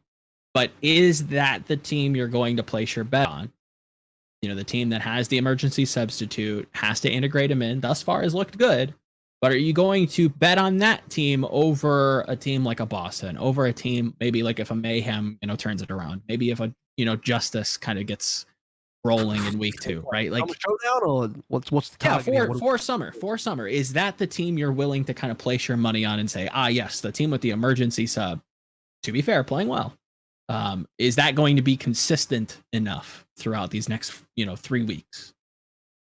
If they take maps off Gladiators and Dallas, they might rescue their scoreline and map differential to beat Boston. Sure. We are assuming that's Boston tough. lose to Houston, Atlanta here, and if Boston beat either one of those teams, they're in. Yeah. They're out of reach. Yeah. So, agreed. It's like, I think we said this last show. It's just Toronto's just like kind of milk toasty. It's kind of boring. Like, they have good players. Hisu's definitely performing, probably one of the better Sombras in NA for sure. Can I be honest? I don't think Sombra's it. I don't think Sombra's going to be the defining hero of this meta. I don't think so either. But they're going to try and force it. Sombra feels like she's unbanned. We have a good Sombra player. Let's give Sombra a go. Like, that's what it feels like right now. And yeah, other teams have played Sombra too, so I'm not saying this is a Toronto only thing. But like, to me, I don't think Sombra survives until Hawaii. To me, Sombra gets cut out from the meta, or like becomes a very minor part of the meta by the time we get to Hawaii. So all the teams going hard on Sombra now, I really hope this doesn't come to like bite me in the ass later, like a month down the line, we're in Hawaii and everyone's playing Sombra. I'm like, fuck. But right now, to me, my gut feeling is that Sombra is not going to make the cut in Hawaii. I think, if anything, we could all agree that it's if it does, it's probably map dependent, where it's like a Gibraltar, where it's something that you have to force. You have to force like a Winston based composition that you want like a dive buddy to go into, and if the meta does kind of settle out into something that is a little bit more rush, a little bit more Rhine centric, it could be okay, but it's not something that you're going to see, win a title. That could be wrong, but it just doesn't seem likely. That's sort of the problem when your flavor and your style is not universally applicable to when you are serious, right? Like, if you're, let's say, like you have 5 maps that you play in the best of 5, and your signature comp only works on 3 maps, then you already like have to win 100% of these, and it's just like not that likely that your flavor is this strong, right? Yep. So like I take different flavors over that any day of the week, even though I will say it's kind of strange because like even the Dallas flavor shouldn't work as much as it did, but I mean, yeah. But there again, maybe and we've talked about this on the show before. To the rule. Yeah, exception to the rule. I think that definitely is a strong point, but I think there is like a social aspect where if Toronto goes and starts slamming kids in scrims with this comp, maybe week 2 changes in what we see. Maybe Ryan's dropped in favor when it comes to the practice regime that some of these teams have been going through. I don't see that happening, but we had play-ins last month with Spark dropping a random Orisa swap meta. Like it's anything's possible at this point. I won't rule anything out, but yeah, I would agree with Avril that Sombra doesn't seem like it's it. At least not yet. Where I'm getting at towards that comment is I don't want to just put Toronto in the Sombra basket and be like, yeah, this is a Sombra team, but that's just pretty much what I've seen so far. Sure. Maybe they develop further and they go in a different direction, but for now they look like a Sombra team. Yeah. I don't see that working long term, even though short term they don't need to think too hard about that. They do get a week break before they come back versus Glads and Dallas, but those 2 games look so tough. You would need a Dallas that is struggling to find out what they need to do in this meta, which I doubt sincerely, because Dallas, by that time that's Dallas's last match, or you need to go up against a Gladiators that is just hard boomed. And that's Gladiators' first game back as well after their week break. So maybe the Glads game was within reach, but they would need to have a real stars align kind of situation there. I don't have too much to add on Toronto's side except to say that this is a team, the expectation for this team is to basically go 2-2 and try and snipe a spot in the top 6 somewhere, either as number 6 or number 5, or probably as number 6, and then unlikely to go to Hawaii, which is probably the story of Toronto for the entire season. But I think this is another solid mid-table team that is next to the likes of now Paris and teams like Boston as well, and that's and that's where they are. So finally we'll get to Florida now, because Florida have a very interesting situation going on. They have had a 5-match loss streak. For a team that's been to Hawaii, they are losing really hard right now. Some of the games are close. Like, they had that 2-3 loss versus Toronto, but then they got 0-3 by Boston. I think that's the one that is more shocking. And okay, Kings Row was a draw, so let's remember there was a draw in there as well. Can't discount that. But Florida is a team that, for a team that was in the top 4 of all of Overwatch League, top 2 NA, they are struggling hard right now. In a meta that should be good for them, because you could put Yaki back on a Tracer. That should be really strong for you. But Florida's not clicking. And if you actually look at Florida's league points and win-loss, they are third to bottom here. They have only got 5 points, which is the same as what Boston, Paris, Atlanta, and stuff have. But, I mean, Atlanta still have games to play, so they could easily jump further forward, and they probably will. Florida currently are 10th in NA, and you need to be top 9. You need to be, so the way playoffs works for the entire year, 1, 2, 3, top 3 in NA go straight to the playoffs. 4, 5, 6, 7, 8, 9. So between 4 and 9 go to play-ins. 10, 11, 12 are eliminated. They don't get to play playoffs at all. So one of these teams that are not London and not Vancouver are going to be that 10th team. And I think preseason, everyone's like, yeah, it's probably Paris. But now it's like, no, it's probably not Paris. So who's it going to be?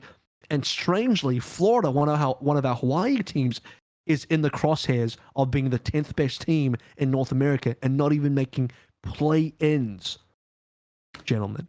Yeah, that would be tragic, to say the least. A team that has performed extremely well in some circumstances, but when you actually look, like you said, they're getting close to being a bubble team. When it comes to their week in general, this is where I do kind of give credit to Boston, or maybe just the schedule in general, in defense of Florida. When you have a team like Toronto, who, for as much as we paint them as a Sombra team, I think it's a fair assumption to paint them as a dive team, right? They're very much that's just the wider broad stroke. Yeah. I think that if you look at it that way, where you have to prepare for a strict dive team, which definitely feels comfortable for you. Much closer game. That's really cool. But then you have to prepare against Boston, who, with hindsight now, we can look at and say, plays a very bizarre style. Plays a style that you really don't have too many other teams as of right now to kind of look at and try to reverse engineer. Not too many teams are running just like straight brawl, sim, TP rushdown stuff on maps that you don't traditionally see it. That's a tough game. I think that style just mismatched with them. However, coordination wise, not necessarily all there right now. I think they're a little too aggressive at moments, and that's really affecting OG. I think he's getting the short end of the stick in a lot of these. I could imagine the Reddit threads that are popping up with how often he's dying first. But these are one of those moments where if your team is not necessarily behind you or on the same page, rolling in with Wrecking Ball or having the prep strat that's what you're supposed to do, you can't necessarily blame him for it. And it happens enough. And there's so many other pieces that kind of point towards this overall coordination being an issue that you can't really, I wouldn't put too much blame on him. I don't think this is some sort of underperformance from him. I think it's just this schedule being a little wonky. Yeah. Yiska, you were the. Oh, you go on. How much do you guys think it's down to? Like, we talked about DPS distribution, right? And Sure. like how the DPS fall. Now, for Florida, it also feels like Yaki. Like, if you could clone Yaki, that would be swell because then you would have your hard carry positions both on Tracer and Echo and whatnot. It just feels really challenging for this team to find like a meta right now that would fully work for them, right? And Melee meta. Yeah. yes, That's Seriously. the thing, is it's doable. I just don't know if haven't gotten the practice in to do it or what. They're forcing PQB on Sombra. Why are they I trying to be a know. Sombra team? I don't know. I like PQB Checkmate, to on be a fair. McCree, put him on an Ashe, pair him with Yaki's Tracer, play a main melee composition, and Yeah. boom, there's a Florida Mayhem. Yep. They I mean- literally popped off and flipped melee with that kind of comp. I'm like, what's going on? Like, the blueprint is there, but they're not following it. yeah. I mean, No. you have to assume they tried that and didn't have much success on it in scrims or whatnot. I think that's Wild. How could they be, if they can't win on that, this team is fucked. Like, Yeah. if you can't, if the horse that got you to Hawaii is like unrideable now, I don't know, man. Like, GG. What was You're actually done. the horse that got you to Hawaii, though? Like, what was the opposition? Do you guys remember? Eric, can you maybe bring that up? Because, like, in my mind, it's like, it's not even that. Maybe in hindsight, we now have to sort of reevaluate their run anyway. And once they were in Hawaii, they also didn't get a bonus victory. Like it's. No, but they were playing some steep competition. They played Shanghai first in the tournament, and then they played Shanghai again, right? Like that's no easy feat. So They did beat up on the Justice, who looked like they were a shoe-in to make it. Showcase that they could play the rush, and Like, just that's the walloped them. one team. That's the one Yeah. match was like, oh, wow, beating Justice was Yeah. like a good year because Justice was 4-0. Mm-hmm. But right, but like, if you look at like Atlanta wasn't kicking in yet. They were really Sure. Paris slow. wasn't Sure. kicking in yet. Paris wasn't Agreed, kicking yeah, in. Paris They was- had They got a Titans. freebie versus Vancouver. So this is a pretty easy qualification. Like, they expectedly lost 0-3 against Shock, right? Like, nobody thought much of it. And then, Defiant beating those in the knockout stages, right? And then even the Justice situation, like, now in hindsight, like, this schedule doesn't look that sick, you know? To be fair, though, that Justice victory was of a different caliber of Justice than they are now, right? Like, Yeah. But yeah, like, maybe you need to reevaluate that situation and how successful they were at the start of the season, even though it's a little bit revisionist, and maybe that's also not the way you should be thinking about this. But I don't know. Like, I'm not sure, like, where this goes, because like the rest of their schedule is actually pretty challenging. There's no freebie in Yeah. there. Like, I'm saying they They might gotta be work fucked. for it. if we look at this, like, Dallas Fuel, They gotta okay. work for. That's like an understatement. You can get Justice, right? Atlanta It's hard, possible. Uprising hard, Outlaws hard. even though I think like Outlaws might have like, like those three, there's a possibility that like if you get in there, that's probably based on those victories against those teams, right? And then you got the Gladiators at the end.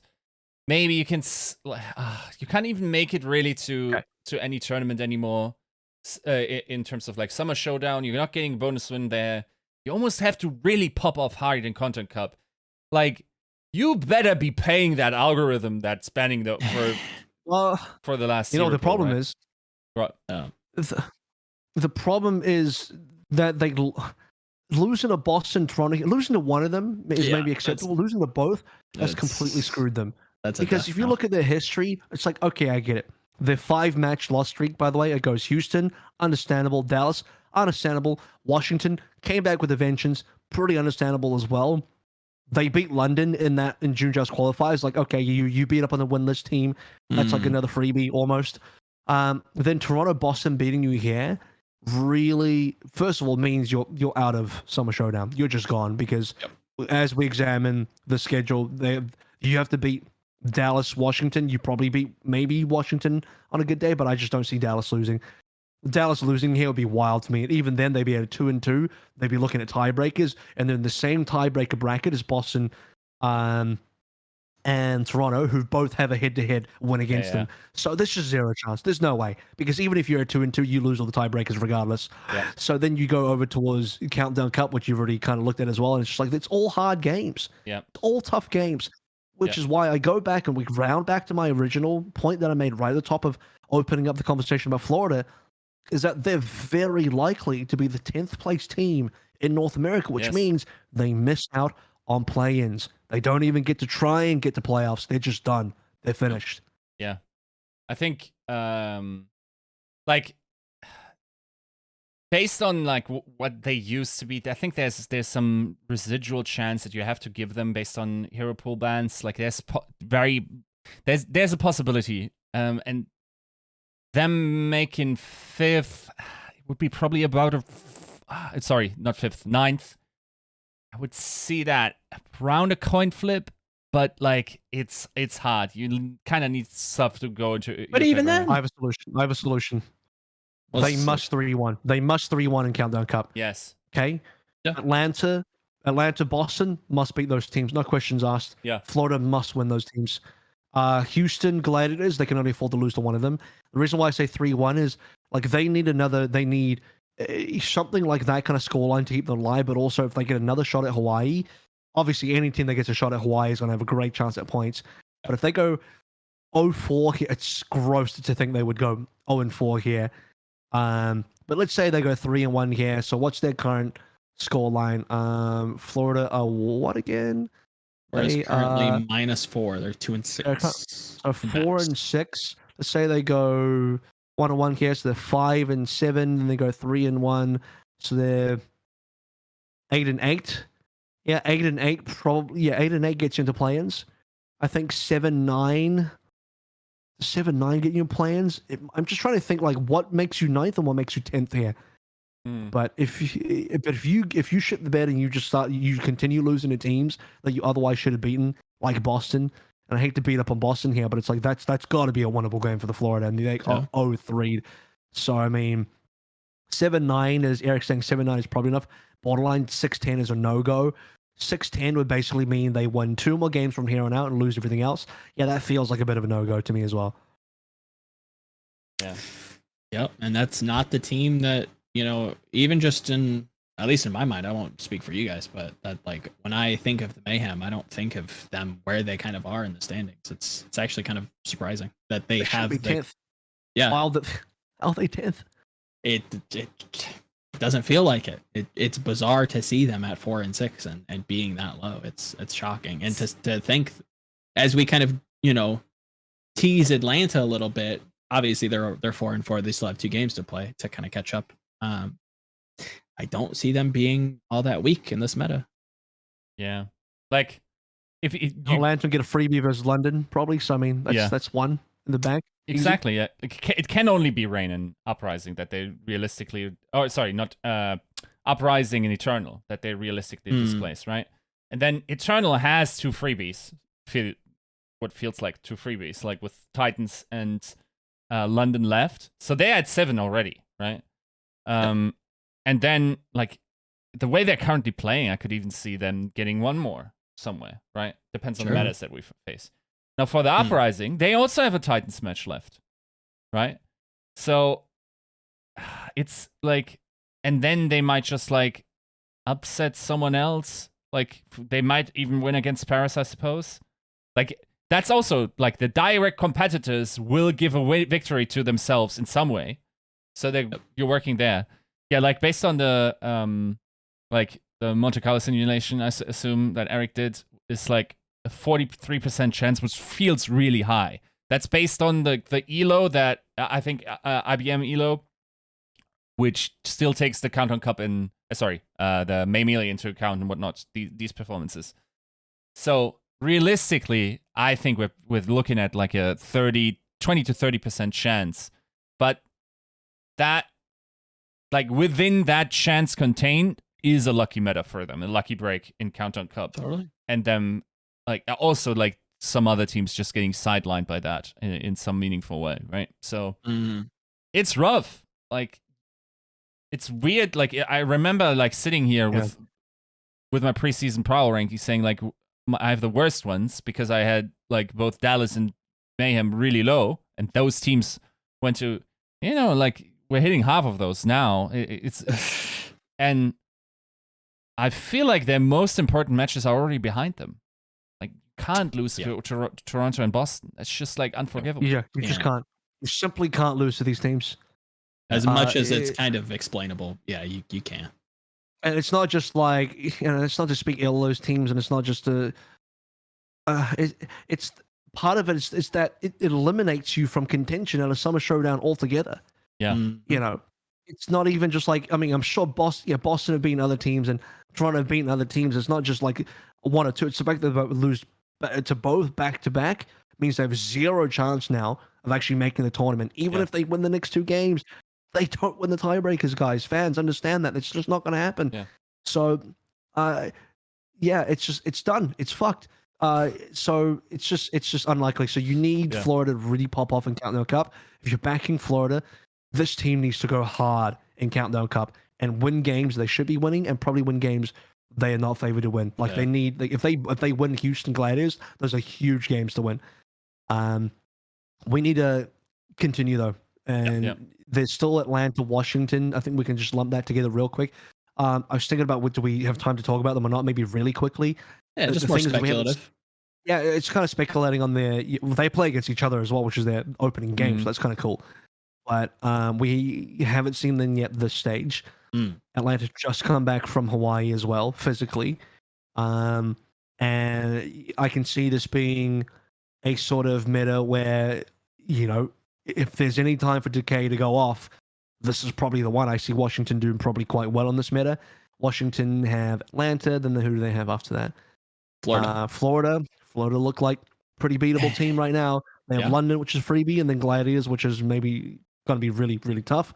So this is maybe a 3-1 at best. Maybe a 2-2 would be pretty accurate for Washington, but I think Washington have a 3-1 ahead of them because I see them beating one of Atlanta Gladiators, probably not both. Yeah. And I see them probably beating Florida, and I see them beating, London pretty heavily. So that's that. We're not going to say too much here, so just maybe a couple comments each on each of the teams. Yeah, they both feel like kind of color leaders, if that makes sense, where if Dive becomes the staple, then I feel like that's a huge boon to Washington. Obviously, having Mag and having Decay to kind of be your kind of pocket duo, that's fantastic. But if things are a little bit more slower, things are a little bit more Ryan, kind of dabbling with Arisa at times, I see Atlanta doing extremely well. So whatever we kind of settle in on, one of these 2 teams is probably making it to at least play-ins for summer. Yeah. That first match actually might mean a lot. I think that Washington-Atlanta game might actually decide it. Yep. Because looking at the Atlanta schedule now, they also got Dallas, that's going to be rough. That's tough. They both get London, so Atlanta probably get a freebie there. Atlanta get a Boston. Now, usually you'd say that's probably free, but Boston look kind of scary. Boston look within upset potential range. But assuming Atlanta, we'll just assume for the sake of assuming that Atlanta beat Boston, okay, that's a 2-2 record. if they lose to Washington. Otherwise, it's 3-1. I think that Washington versus Atlanta game will directly impact who actually has a shot at knockouts and who doesn't. Because if you lose that, you could be a 2-2 team. If you win that, you're now a 3-1 team. So that first match for Washington Atlanta is actually the most important one. See, the problem is with this, Evro, with this theory, is that it suggests like that Atlanta doesn't win against Dallas. Now that if you know what that means?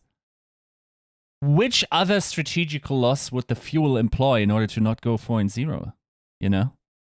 So like, we're getting to that. See, like they're beating Mayhem. They're probably beating Toronto, Florida, and then Dallas. Are Dallas they losing to Houston or like Rain?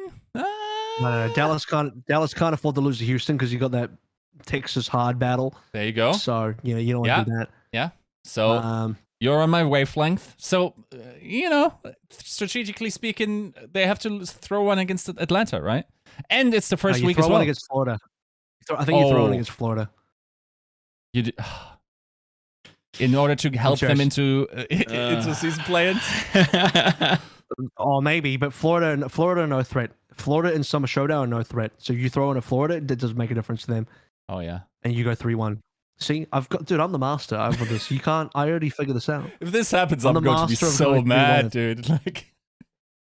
What, that Florida can beat you? No, you won't be mad. The Florida fans will be mad because they'll be like, we can beat Dallas, but we still can't make the tournament. Thanks. Yeah.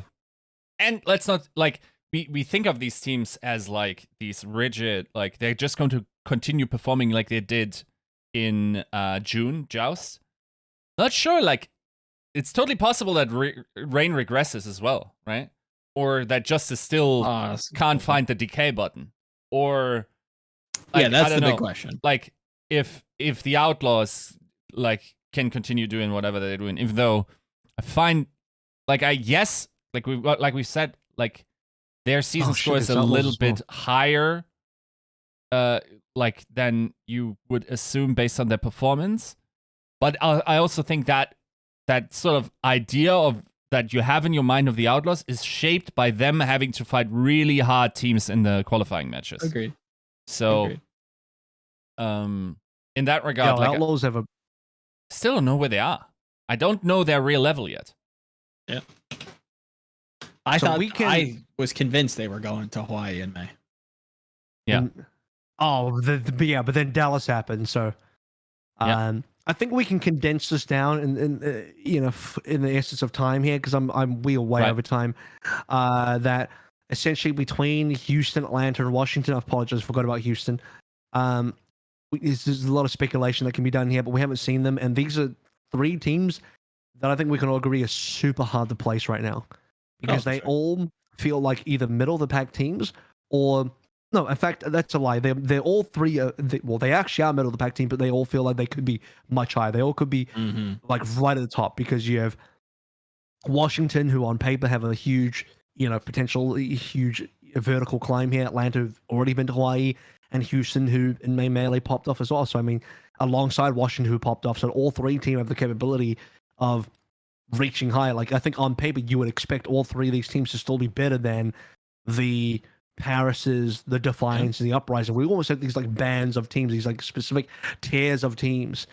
And Atlanta, Houston, Outlaws and whatever, Washington, these are the teams that just feel like they should be higher, but we'll see. We'll see if that ends up being realized or not. Some of these teams will miss out. That's still why I think Washington Atlanta matchup is mega important for that, but we desperately need to go to APAC, right? Or this is just going to be Volamel and I to close out the show while Yiska goes away. Which maybe we could actually do that if we're like way desperate to finish the show and we just have no more time. We're like, make it a 3.5 hour show. Why not? So. If you take over the recording and the rendering, I'm fine. Yeah. You just keep recording. No, just keep recording. Just go to your meeting. Yeah, it's all good. Just have like a 5 hour recording that you clean up later on. Don't worry about it. Sure. It's fine. Sure. You'll just come back and watch to find out what happens. So we'll start with Seoul. And I don't know what Warlocks do, by the way. I've barely played World of Warcraft. Based on Harry that's Potter, where you think Warlocks come from? male version of a witch. No, I'm just like based on like media that I'm aware of. Like, okay, well, Oh you my are. god. I was going to say, tell me the history of warlocks, but we don't have time for that, Yiska. Maybe in put 'em on a DMs or after hill. the show. We're not going to get into that topic. But Seoul right now, bearing in mind we haven't seen Shanghai at all. We have not seen Shanghai at all this stage. But Seoul, based off their first 2 games, looking pretty damn deadly. They drop only 1 map to Chengdu. They've benched Gesture, brought Marvel in full time on main tank, it looks like. Prophets is looking like the most incredible duo. And can I say this? This is my ultimate Warlock conjuration, if that's something that Warlocks even do. Again, I don't know what Warlocks actually do. But my ultimate thing I'm going to say here that may be a very hot take in some people's eyes and may not be in other people's eyes is that with Striker gone, I think Prophet is the best tracer in the Overwatch League currently. Not an APAC, in the Overwatch League, the whole thing. There you go. And very quickly, all the very salty fans are going to be like, but what about Yaki? But what about Decay? What about this guy? What about that guy? It's like, yeah, like, they exist, but I still think Prophet's the best right now. I agree. It's tough to beat him.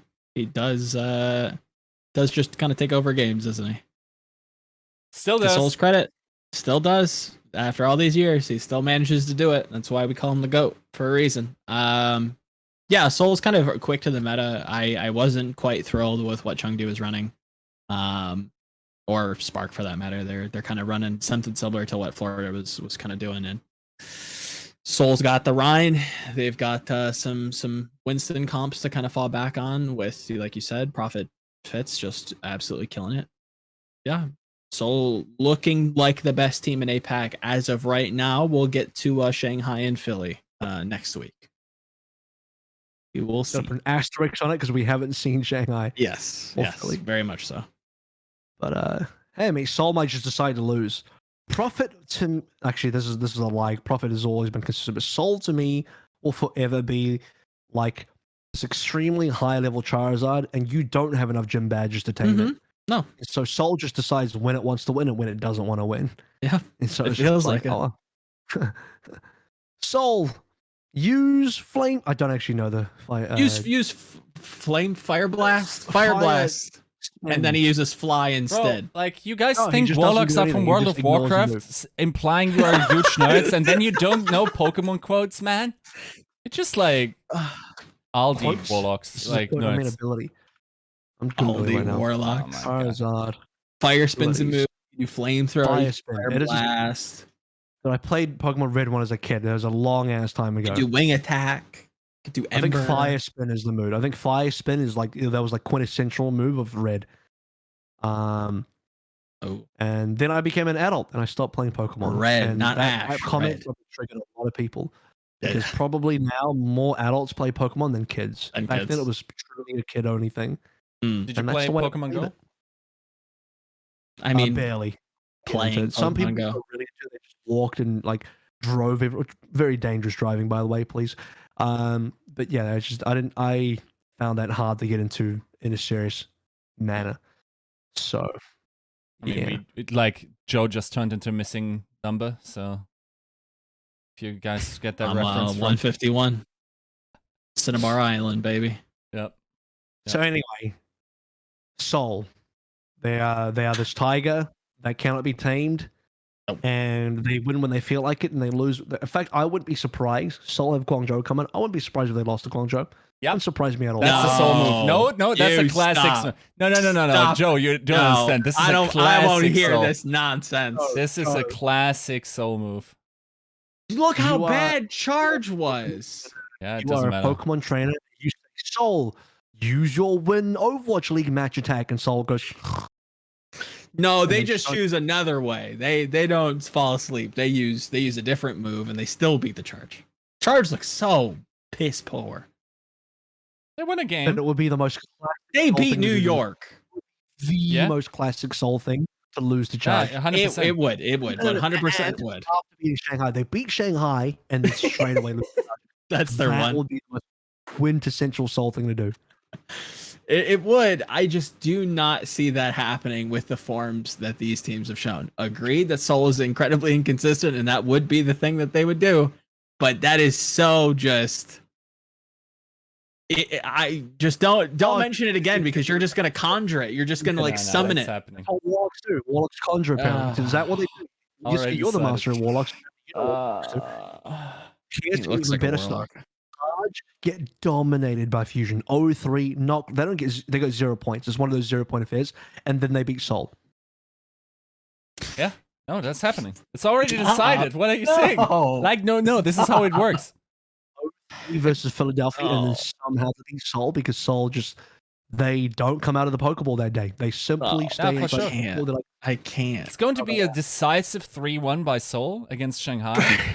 And then they just like barely get 2 points against Chargers. Bro, they were playing like the Dallas, like Lucio Moira style and refused to engage. That's the team that beat Seoul? I mean, that's the team that beat you understand New York, right? Yeah, New York sucks. In the final game of Summer Showdown, Charge like, oh my god, this is how we win, and they figured it out on the last day. I hate this so much. Because it does make sense, but I can't stand it. No. I can't stand it. Yeah, no. It makes me Shouldn't be a squirm. thing, but that's a thing. Yeah. Where's this topic gone? Yeah. So, Seoul probably make the tournament, even though they will lose to the Charge. They make it. Joe, you're forgetting that you have to strategically lose a match to get through. Can't they just You lose to forgot it? Shanghai? Because Shanghai are a team that you need to beat, and you can't do. Have you not figured this out? To strategically Apparently not. be a team not going to benefit from you doing this. This is why Shanghai has to strategically lose to Valiant. This is why team again, somebody has to lose to Florida. Dallas has to lose to Florida because it doesn't help Florida. Losing to Charge doesn't help Charge. Joe, come on, get with the program here. I've explained this many times. It just doesn't compute. I don't get it. 3-1, 3-1's the magic number. It is. At this point, I don't know what kind of trickery is behind 4-0 score lines, but yeah, it will be broken this season at this stage. Like, I don't know. I don't care for that at all anymore. Like, I don't even really think it's a thing. I will squeeze the juice out of that meme until it's just blood. No, like which do you prefer? Do you prefer the 4-0 curse or the summer curse? What's the summer curse? For June and July in the entire Overwatch League history, there's always been like an upset when it comes to like stage finals. You look at stage stage 4 in season 1. The upset will be Seoul wins the entire stage, and the other team should have won, and they got upset by Seoul. Go for it. Yeah, that'll be the upset. I think it's Philly, but yeah, I think if that's going to continue like it did in stage 4, bro. It could be anybody, but I don't think it's anybody that we're expecting. It's not Shanghai or Dallas. It's somebody off the books. Could be Seoul. Could be Philly. Could be fucking Paris. I don't know. No, stop. Not Charge. Okay. No. He hates us for this Seoul take, and then has this like fever dream of a narrative, just like, oh yeah, that's just the law of the universe. It happens every third stage in your. It happened 3 years in a row. What do you want me to do? Yeah. I see a pattern. I speak on it. Charge did win last year, even though they had Happy and Shu and Nero and all the rest. But just saying, organizational-wise, Charge, they're not unknown. Joe, you understand that if you flip a coin 3 times, the chances of it becoming heads 3 times in a row is not 0, right? Like, yeah, and if I wear my pink socks when it happens, I'm just saying maybe I wear those pink socks. Oh my god, this man would have been a witch or something like 50 years ago. Oh my god, like he would have been like forming his own religion and whatnot, like being in the fields at Woodstock, just selling even crazier like worldviews. Speaking of pink, why don't we move to the Spark? Since you already kind of went there and sparked a little bit. So Spark have dropped Takoyaki, where they parted ways. We assume I don't know, like Takoyaki was not for the longest time was stuck in Korea, couldn't go to China. Maybe he can't go to China. Maybe that's the reason. At the end of the day, Spark don't see a good reason to keep somebody on that is going to be on high ping. For some reason, he was having ping issues as well. And they don't want to use a player that's just going to that's not going to be part of that's not going to be in their facility with the rest of the team. So if it's a logistical problem, it makes total sense. Also, feels like I don't see Takoyaki in game time over Gushue anyway. Yeah, that's the point. Like playing Takoyaki, like basically what Pajon did, playing Takoyaki ahead of Gushue is like you dating like the boy that your parents don't like just to spite them, you know? Like, I don't know what that was, but it never made sense. It just didn't. Pajon also didn't play Shy. Pajon didn't play Shy and he didn't play Gushue, which led to them getting owned. Yeah. Can you imagine that? Yeah. And then I don't know. It's just a rebellion, you know, a teenage rebellion of a single coach that just like wanted it to have it his way. And then upon ejection, immediately skyrocket, of course, like Shy one of the best players in the Overwatch League. What happened is like Guangzhou Spark have 12 players. Like, here we go. We have half our team is a Chinese roster, half our team is a Korean roster, and Pajon's like, so I heard there's a Korean roster here, and that's what it was. So. Hangzhou also have a second homestand that replaces the Guangzhou homestand. So that's going to be pretty high. I don't know. I don't know what happened to the Guangzhou homestand. Shanghai's one's coming up this stage, by the way. So there's a Shanghai one now coming up in the last week, and then there will be a Hangzhou one again, I assume, for Countdown Cup. Hangzhou Spark is a team, by the way, so far on the stage. They lost to Seoul, so we kind of had that Seoul discussion. Some of the maps were kind of close. But Seoul feel like they've figured it out. Hangzhou Spark got a freebie versus Valiant. Not too much worth talking about. It's really that 0-3 versus Seoul. Yeah, it's still. I think you could throw anybody at the Valiant and they'd probably beat him. What about Vancouver? Yes, they would. That's the ultimate breadsticks bowl. Yes, that's the ultimate question, and it's one that I would like answered, but we'll have to see if the Overwatch League is that mean. But with the Spark and Seoul, it did kind of feel like another schedule, like not mismatch, but like it very clearly felt like two meta bubbles did not kind of collide until at this point, where Sparks are running a lot of Wrecking Ball, a lot of just kind of like slow pokey comps, a lot of Ash Tracer, that kind of thing. Somansu kind of comes in, you see some playtime, and Seoul's kind of running what you're seeing in NA, and I hate to say that NA is the leader here, but it does feel that way where a lot of these... not everyone in NA is playing Brawl. No, not everybody. Not everybody. There are still some dive teams, but it's not like as much Wrecking Ball as it felt like Spark was running. Am I misremembering? I felt like Spark is running Sigma Ball, like even on like King's Road and stuff. That's bizarre. I think they're going too far. I think it's just like put Gushue on Winston. It's like what he's good at. Yeah. You don't have to play the Brawl. And really, like, I don't even think, dude, okay, NA's not playing that much Brawl either. They're actually playing more Dive than Brawl, I think. But, anyway. But that's the thing. That's if they were to play Dive, that would be a whole lot better than them playing Wrecking Ball and Sigma and Zarya. It's so out of left field. Yeah, that's Soma too. God bless him. He played all right, but yeah, it's too much. My taste. Yeah. Much. The running joke of Spark that over the match they played was that MCD was their best DPS player, which is maybe like, it's funny but probably not accurate, but it's a little funny. I mean, he's quietly doing extremely well. I guess not quietly if you pay attention. I think the Spark probably bounce back. I think they get their stuff together. They're a team that seems to kind of, at least for my money, should be bouncing back against New York and may run Shanghai close. That's a tough one, especially late Shanghai. Also, best team in APAC for this stage, and them losing to Seoul is not the worst. True. We'll see. Yeah. Shanghai is a big question mark. But yeah, if they lose to Shanghai, it's 2-2 and they're out. 2-2 is usually not good enough to make it. Yeah. Comes down to basically map scores at that point. And getting over-3 is like. If it comes down to map scores, you can't get over-3'd. Yeah. You can't afford that. Which is the other thing, right? I mean, I would have expected on paper Hangzhou Seoul, even if they were going to lose, they would have at least taken one map. Yeah. It should have been a lot closer than that. Yeah. But yeah, just kind of unlucky with the meta read. Sorry? Any Spark juice? No? Any Spark juice? Anything you want to summon? No, not really. I don't know if have they clearly like outlined who the new head coach is for them? Did I miss that? Like Mentalist, the guy from Billy. Right, but is that definitely defined as new head coach? Or is it just a Andante- coach is they Andante- picked up? Yeah, that's my confusion coach. because Andante was named like Interim head head is coach. Andante. Yeah. But I don't know if Mentalist then displaces that position or if they have co-head coaching or whatever. Like, Q4 is an assistant coach. I keep forgetting that. Nice. Yeah, U4, the person responsible for season 1 Shanghai Dragons. Anyway, yeah.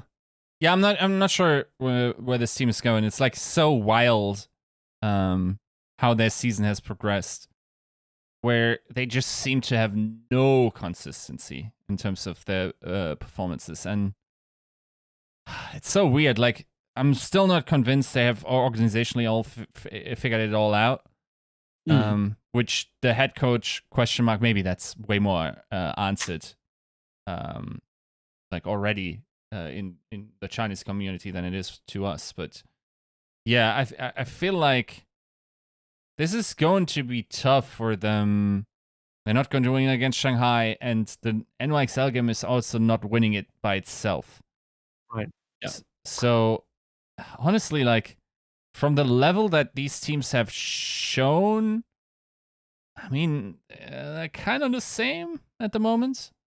Like, yeah, like losing against Charge is not a great tell by New York, but yeah, I'm not sure. It's basically two high potential teams that are just not getting it together consistently. Yeah. If we're moving on, let's just wrap up Hangzhou real quick. Probably a team that is likely to go 2-2 this stage. Yeah. We pretty much all agreed, which is not comfortable. We'll see.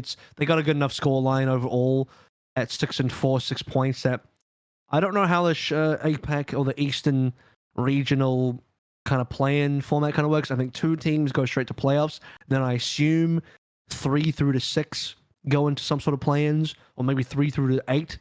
But it's probably 3 through to 6. We don't actually have a defined thing for that, so we'll find out. Hangzhou, based on points, look like they should be safe for play-ins, even though the top 2 teams in APAC will be Shanghai and either Seoul and Philadelphia. You'd say those are the 3 for sure. Shanghai clearly above at number 1 because they're at 11 points, 3 ahead of everybody else, and they haven't even played a game yet this stage. So Yiska, you already started talking about New York and stuff like that. Well, we are running out of time, so we're going to bundle New York and who else? Valiant, which is nothing to talk about, guys. Valiant 0-4 done easy. They're going to be 0-16 for the year. So we don't have to talk about Valiant. We'll bundle New York and Chengdu together into one, and we'll also who else? Maybe Guangzhou in there. I mean, Joe, you've already talked a little bit about Guangzhou anyway. In Guangzhou, we're just not having. We'll finish off Guangzhou really quickly, and then we'll get into New York, Chengdu. Guangzhou is essentially they still have Philadelphia and Seoul coming up, so they're doomed. They're gonna go 0-4. No, sorry, 1-3 because they beat New York, and the only thing to talk about is the fact that they beat New York. But otherwise, we don't have high hopes at all. Yeah, their form as of late has been poor. Call it a meta, mismatch. Maybe they got unlucky. It's just not good. And it's tough to see it getting any better. Obviously, hero pools could save them come Countdown Cup, but at this point, it's pretty much, I won't do math on stream, but it's getting to a mathematical just you're out. There's no way you're catching back up at this point. I feel like the 7th best team, right, in APAC. Yeah, most certainly. Which when Valiant are as bad as they are, basically means you're the worst team. Yeah. Like if you cut Valiant out entirely because they shouldn't even be here, I think Guangzhou are just like of all the actual competitive APAC teams, they're just currently last place.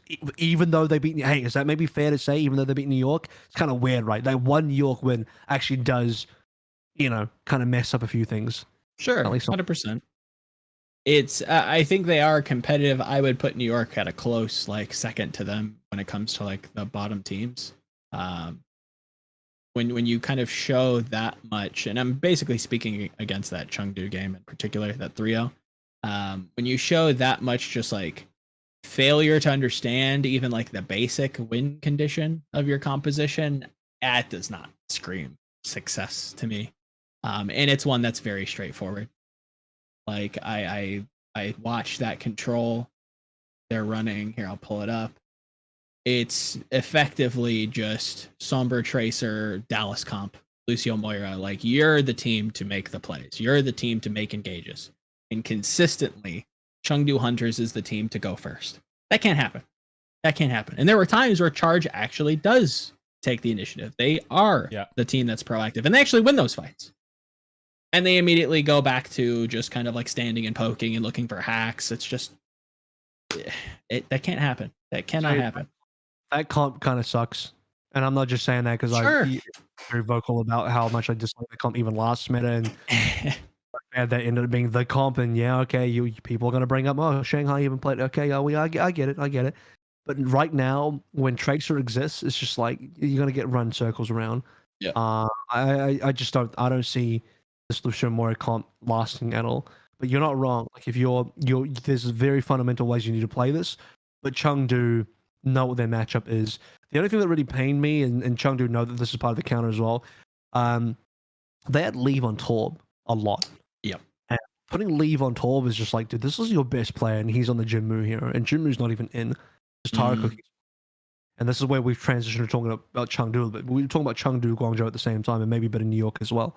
But one of the fundamental things that changed for me between this Charge match for Chengdu and the Seoul match for Chengdu is I could very much tell in the Seoul match versus Chengdu that Chengdu felt the difference in the lack of having Leave on Echo.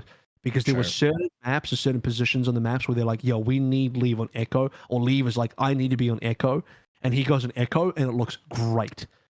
But then when he's off Echo, it's like, oh no, this is going really poorly again. His tracer looks very good, but I think he's going to diff by Prophet, which, based on the fact that I'm saying that Prophet's the number one tracer in the world right now, with Striker gone, Prophet is. I'm not saying Prophet is as good as Striker was when he left, but I'm saying out of who's remaining, Prophet's the number one. Pretty damn close. So Leave got diffed by Prophet. Not a big surprise. Prophet's like the best tracer currently in my mind. And this is the part of where I think it really hurts that they got rid of Kaneki, because Kaneki could have been their tracer guy. Takoyaki just plays the same hero pool as Jimmy. So okay, Chengdu, you've gone ahead and cloned Jimmy into another person. How does that help the team? How is that good for Chengdu right now? Like, to me, this doesn't improve your hero pools across 4 DPS. Like, how do you have, and this is the craziest part, that Chengdu to me feels like they have potential hero pool issue in their DPS line, and they have 4 fucking DPSs, and that's an issue? What? Yep. It's because 2 players play the exact same heroes, so you don't actually have 4 players, you have 3. Yep. And then, like, on those 3 heroes, you want Leave on hit scans anyway. So yeah, Jimmy's gonna come and play some Widowmaker stuff. But when you have Takoyaki and Leave together, the whole time I saw that, I'm like, bro, you need to have Leave on McCree, not Takoyaki, and Takoyaki needs to be on the bench right now. Right. Yeah. Just no impact. If there's anybody that's really gonna get diffed, it's gonna be like whoever stands next to Leave. Not only just getting diffed in hero pools, but like Fitz versus Takoyaki, who are you taking every day of the week?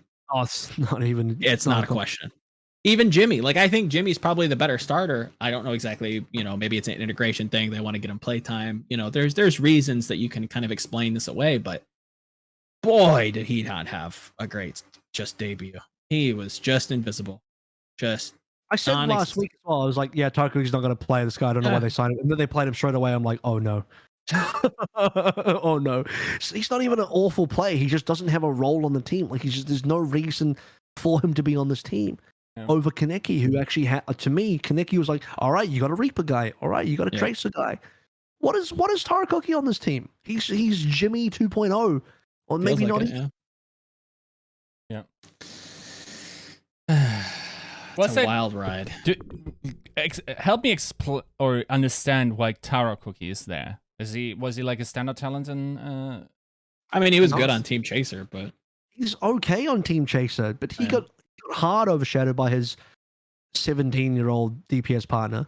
Yeah, I've not considered Takoyaki to be one of like the prime prospects in China. I think it's an easy transition for the Chengdu organization because they already own his contract. So like, oh yeah, just put him on the actual Chengdu roster. It's easy because they don't have to pay a buyout. They don't have to deal with any contractual BS they otherwise would have, except to make sure they're paying him minimum league salaries, etc. But picking up somebody else from another org would be more difficult. So they're not going to do that. They just went and swapped up Kaneki and I mean, maybe it's just an experiment. I wouldn't be surprised if in 2 weeks' time you see the opposite. It's like Kaneki rejoins the Chengdu Hunters roster and Takoyaki goes back to Chaser. They can just do that within their org and make them both 2A players and whatever, because it's all under, they own all the contracts anyway, so they can just experiment. Maybe it's experimental Yiska. The only way I can explain it is they're experimenting. Maybe it worked in scrims. They had some internal scrims and Takoyaki looked good and they're like, ooh, let's do this guy. But to me, Hunters looked way better as soon as they got rid of Takoyaki again, had Leave next to someone like Jinmu, and you know what Leave was playing when he's next to Jinmu? He's playing the McCree now. And he is phenomenally better at that. And this is the prime problem with Chengdu, and it has always been the problem with Chengdu for a long time, but especially this year. And no, I'm not talking about the tank problem now. That's been solved, but it's the Leave is so good that anyone next to him looks like shit, and he's got 3 players next to him that are just not fulfilling a role, except for dare I say Jinmu. Jinmu does fill a role, but he just feels like what is Leave what are the heroes Leave doesn't want to play? Oh, all the silly heroes? Cool, Jinmu, you play that. Yeah. Yeah. Yep. They got a glaring gap. They've done a good job at building out the rest of the roster. Gaga has been phenomenal and heaven sent, but yeah, they need. I hate to always bring it up, and it's just like I don't see how Dia doesn't slot real nice into this roster. Looking kind of just no sense, yeah. match made in heaven at this point. Yeah, makes absolutely no sense. He'd be coming in too late in the season. I hate to for say sure. Yeah, I agree. It's not going to happen, but it's just like almost 3/4 of the way through. If you want, because Dia fills Tracer. I don't know if Phil's going to be good enough on Tracer. I just think, unfortunately, Leave will be a better Tracer than Dia. Unfortunately, what you really need is you need a really damn good Tracer on this team to back up Leave so that Leave doesn't have to play the Tracer. And that person is a Predator, but he's 17. Yeah, he's so Chengdu 2022. You know, if you're a Chengdu fan, hope for a really strong 2022 because you have a wildly good Tracer in the back pocket. He's just not old enough. Maybe your planning didn't work out that well. Because it's going to be a freaking entirely new game. This, like, if that was their game plan, I'm going to be very mad because that shit won't have any consistency towards that. Nah. I'm not even sure, like, if half the players will even be feasible against, like, the new requirements. So, like, if that's actually your game plan, Jesus Christ, dude. Like, just sign Dia, like, for the bridge season. Like, you can't count on your prodigy, like, even being half decent, even being Overwatch League level player in Overwatch 2. What are you doing if that is actually the idea? You're assuming Dia will be really good at Overwatch 2. I don't know. No. I'm assuming that if you slot in Dia right now, it would be a significant upgrade over Takoyaki. And it might also be the difference, like if you have to play Dia 80k, the 30k difference that you have to pay over minimum that you're probably paying Takoyaki is like definitely worth it. Pays for itself. God, if we're talking about spending money, here's what I think. I feel bad for this because Charge has suffered enough. But Eileen probably wants to be on a better team anyway. I think Chengdu. That'd be nice. Eileen, you want to be Leave's DPS partner, and you and Leave could. You're speaking my language. Oof. And now you have the DPS line that Chengdu have always wanted, and their wildest dreams. It's just like, oh god, I'm getting a wreck just thinking about it, guys. Jesus Christ. There we go. And what's next on the docket here? We are wildly running out of time. Take a shot by drinking game for Technical Crutch. Take a shot every time I say we're running out of time. Do we just want to quickly go through the matches, maybe give a prediction and skedaddle? Yeah, so we've kind of... I feel we should talk about New York a little bit, and then we can get into how great we think Philadelphia and Shanghai are going to be and why Shanghai's matches this weekend are very tough but also very exciting. But New York... does anyone want to start us off on New York? They had 2-3 versus Guangzhou. Flora looks fantastic. Guangbong's back in. Yeah. Guangzhou just kind of beat the... I need a bit of a mind. I'm trying to figure out how they lost that again.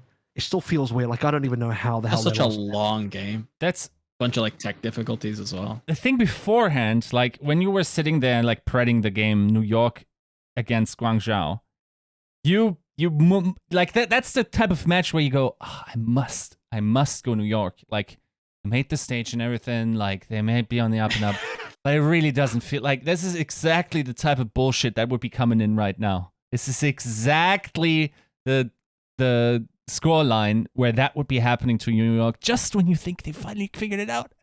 While Guangzhou comes along, because like if they lost to Valiant or something, like that would not be believable screenwriting, right? So they had to go to the next most believable thing, next best thing, which is like a long series against Guangzhou, and it's still crushing my soul. Like, I don't know. Like, there's on the one side, like maybe there's some honeymoon stuff going on, like, oh yeah, we got coaching, blah, blah, blah, and like we're unchecked or whatever, and like on the other side, it's just like with charge, Oh, new coach. But like, come on, man! Like, I was ready to jump on the NYXL train. Like, where's the NYXL that every once in a where's while the seems to be Scrimbucks? jumping out? That's one of the biggest Scrimbucks. They looked so good versus Charge, and then they lost. Team's Even effort, if dude. 1-3-2, they're like, well, tough game, but hey, you got the win, and we got Guangbong in there. Guangbong is looking like the prodigy that he should have been, but no, they lost. Yeah. So even though they beat Valiant, which is a freebie, they now go up against Philadelphia and Hangzhou. It's like at best you upset Hangzhou. 2-2. Yeah. So unfortunate New York, and New York are another team. To be fair, New York are the team that went to Hawaii, gifted by Philadelphia and Valiant. But this is another team that technically went to Hawaii. That, I mean, I don't know. We talk about New York as basically being the team that is either equal to, slightly worse, or slightly better than Charge, right? These are the two teams that hover around 6 and 7, while the other 5 teams play between 1 and 5. Let's be fair, Shanghai's usually 1, so the other teams play between 2 and 4, while Shanghai sits on their throne. The APAC mayhem. Yeah, pretty much. Just New York. I don't even know where to start. Like with like picking it apart. It's just it's just so exhausting. none of it really seems to gel. Like they have good players. Like I'd probably die on the hill that Yakpung is a good player, but like I've seen whatever. him. Yeah, I know what he's capable of. I don't know. I've seen Guangbun do really well. Jonak obviously is Jonak. Like they have good pieces. It's kind of like Charge in the way that it's just like it doesn't feel much like a team. Is this like a Washington syndrome where, like, on paper, they're like, oh, there's some pretty good pieces. Like Yakpung is a contenders champion.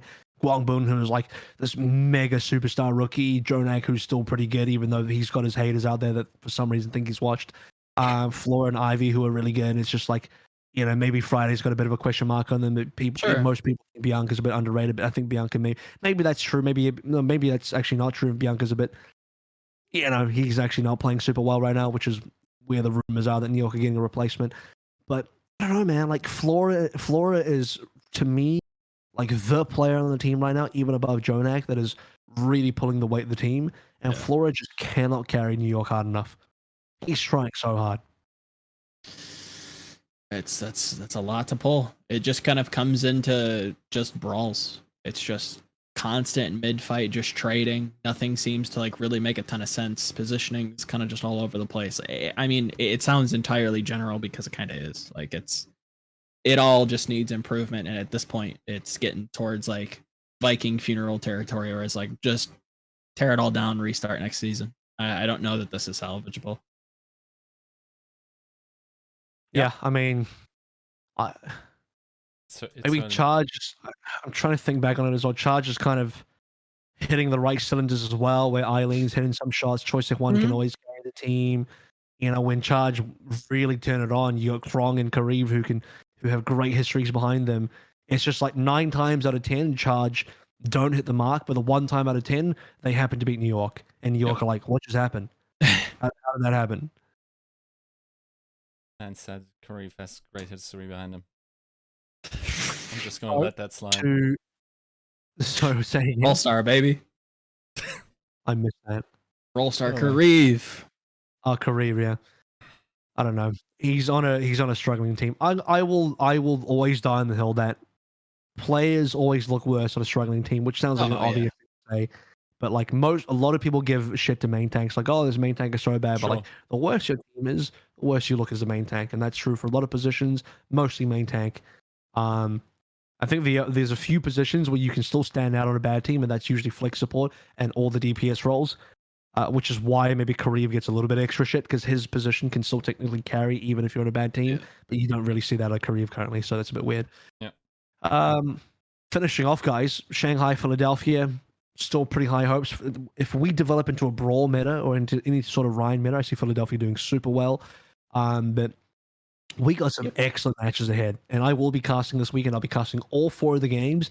That includes Seoul losing to the Guangzhou Charge, but also it includes what I think is the APAC El Clasico, even though the last time I really gassed up this game, I was like, this game's going to be so good. Dominated 0-3, and I was like, I feel like I got egg on my face after that. But Seoul versus Shanghai to open up, such an excellent game for Shanghai's first match. And then Shanghai play Philadelphia. It's like hard to pick. It's tough. Which of those 2 games is going to be a better one? Probably the Philadelphia one, just because you never know what Seoul's going to do. But Shanghai have 2 banger matches to start the season, to start the stage with. Mm-hmm. And that's scary for them because, again, much like a lot of good refinement teams in the past, and I feel like I can confidently say that Shanghai is not an innovative team. They're very much like, oh, that's what we're running. Okay, we're going to get really, really good at that. They need a week, and they don't really get a week. They're kind of coming in. I mean, they had a week. Yes, they had a week, but their debut is tough, right? You have Seoul, and then you're directly into Philly. Like, that's not a ton of breathing room. Like, yes, you may have an extra week to scrim, but those feel like 2 very different styles. You got a week to download Seoul. You saw what Seoul did. That's one thing. True. That's enough. You run Brawl. In fact, if you just prep for Brawl, you can cover both Seoul and Philly. That's if I don't know. I'm still like, I think they go 1-1. I have it going Philly's way, and I think Shanghai beats Seoul, but I think it might be tight. Okay. I think Lip Tracer. Okay, guys, this is where Lip Tracer proves it himself. Massive. Because Lip Tracer was like this anomaly that happened in May Melee. Kind of like seeing a UFO. Is like, did I really see that, or is my eye? Is that a weird weather effect? What was that? And now it's time to get abducted and probed by Lip Tracer. Right now, it's time to really, really get into like, okay, this is real. Lip Tracer is actually a for real deal because it's going to get tested against Profit, or it's not for real, and it's just like, well, it's just a fluke. It was just a paper lantern. That's all it was. Just flying. It's not a UFO. It's not aliens. Philadelphia beating Shanghai. I mean, we kind of talked about it last show, but to quickly kind of run over it, Shanghai early tends to kind of flub matches. I think you could go Seoul beating them. I don't think they have a 2-0 week. I suspected that Brawl was going to be viable, and I feel like that plays very well within Philly's kind of wheelhouse. To the degree that I do kind of see them maybe even dabbling, much like Paris did with like a double shield composition on certain maps, depending, if they get Volskaya. I think they can throw them a weird look, and I don't know that Shanghai is going to be necessarily prepared for it. Now, Philly, Guangzhou, probably a free win for Philadelphia. Real talk. Seoul, Shanghai could go either way. Seoul, Guangzhou, realistically, is Seoul's win. Philadelphia, I hate that I even have to say realistically. It's like, it definitely is their win, but, 3-1 maybe. Who knows? Shanghai, pretty 50. If you actually think about it, Shanghai have a tough stage. Yeah. They also have Guangzhou Spark. So on paper, they have the other 3 toughest teams in the region to play against, and then a freebie versus Valiant. Yep. So if it wasn't for the fact that Shanghai are like the number 1 team, this would be like, kind of scary.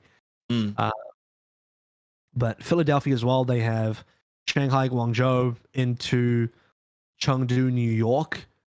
So if they're stable and they don't lose stupid games, and we have to remember Philadelphia last stage started 0-2. Yes, they did. Ruined the stage as well as losing a map to Valiant. The 0-2 start, which I believe included a loss to New York. Yes, they did lose to New York, which is egregious. That can't happen. You think is going to beat Shanghai? I understand. All right. Yeah. Okay. Dying on that hill. It's them in Paris. That's the final. I do think Philadelphia come back with a vengeance here. Shockwave's coming in, by the way. Yeah. Does Shockwave play Tracer for this team? I assume he does. Good. Does he? I mean, we haven't got to see him on Philly. To be fair, this will be his debut. From the bits that I remember, kind of just an Echo and Farah. Yeah. Titans boy. Echo, yeah. EQO does? Yeah. What's the difference between him and EQO then? I think there's probably a little bit more depth. I think I'd probably put my money on Shockwave Tracer, to be honest, because Rascal definitely didn't perform. Players and one hit scan and Carpe. Is that what's going on here? Pretty much.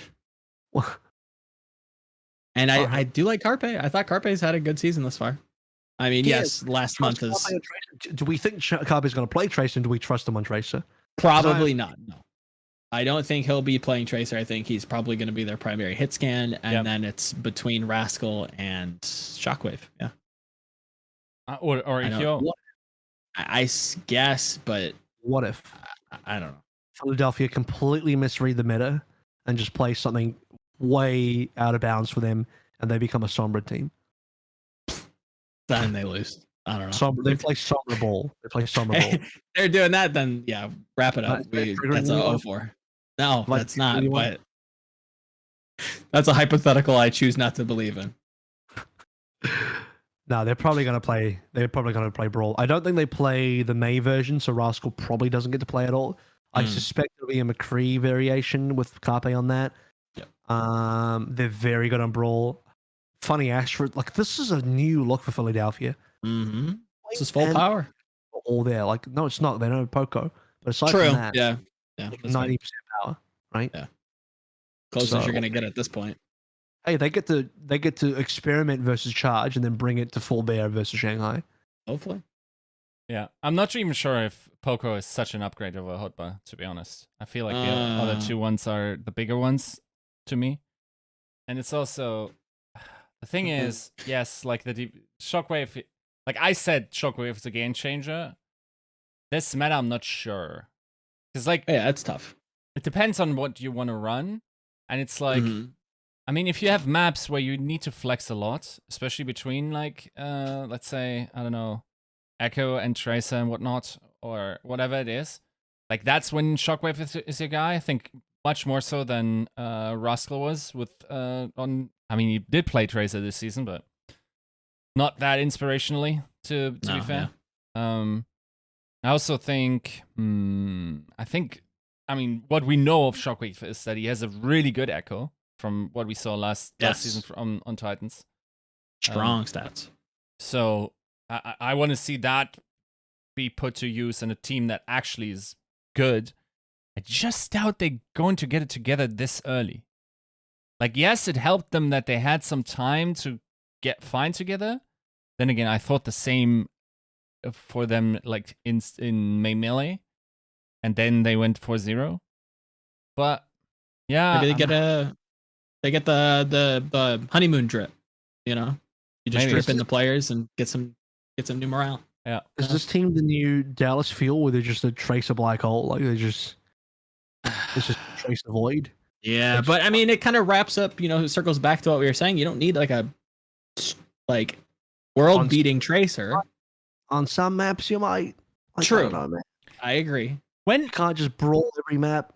Okay, at the fear of opening up like in a new tangent, but like, when did we stop considering Carpe to be an S tier Tracer?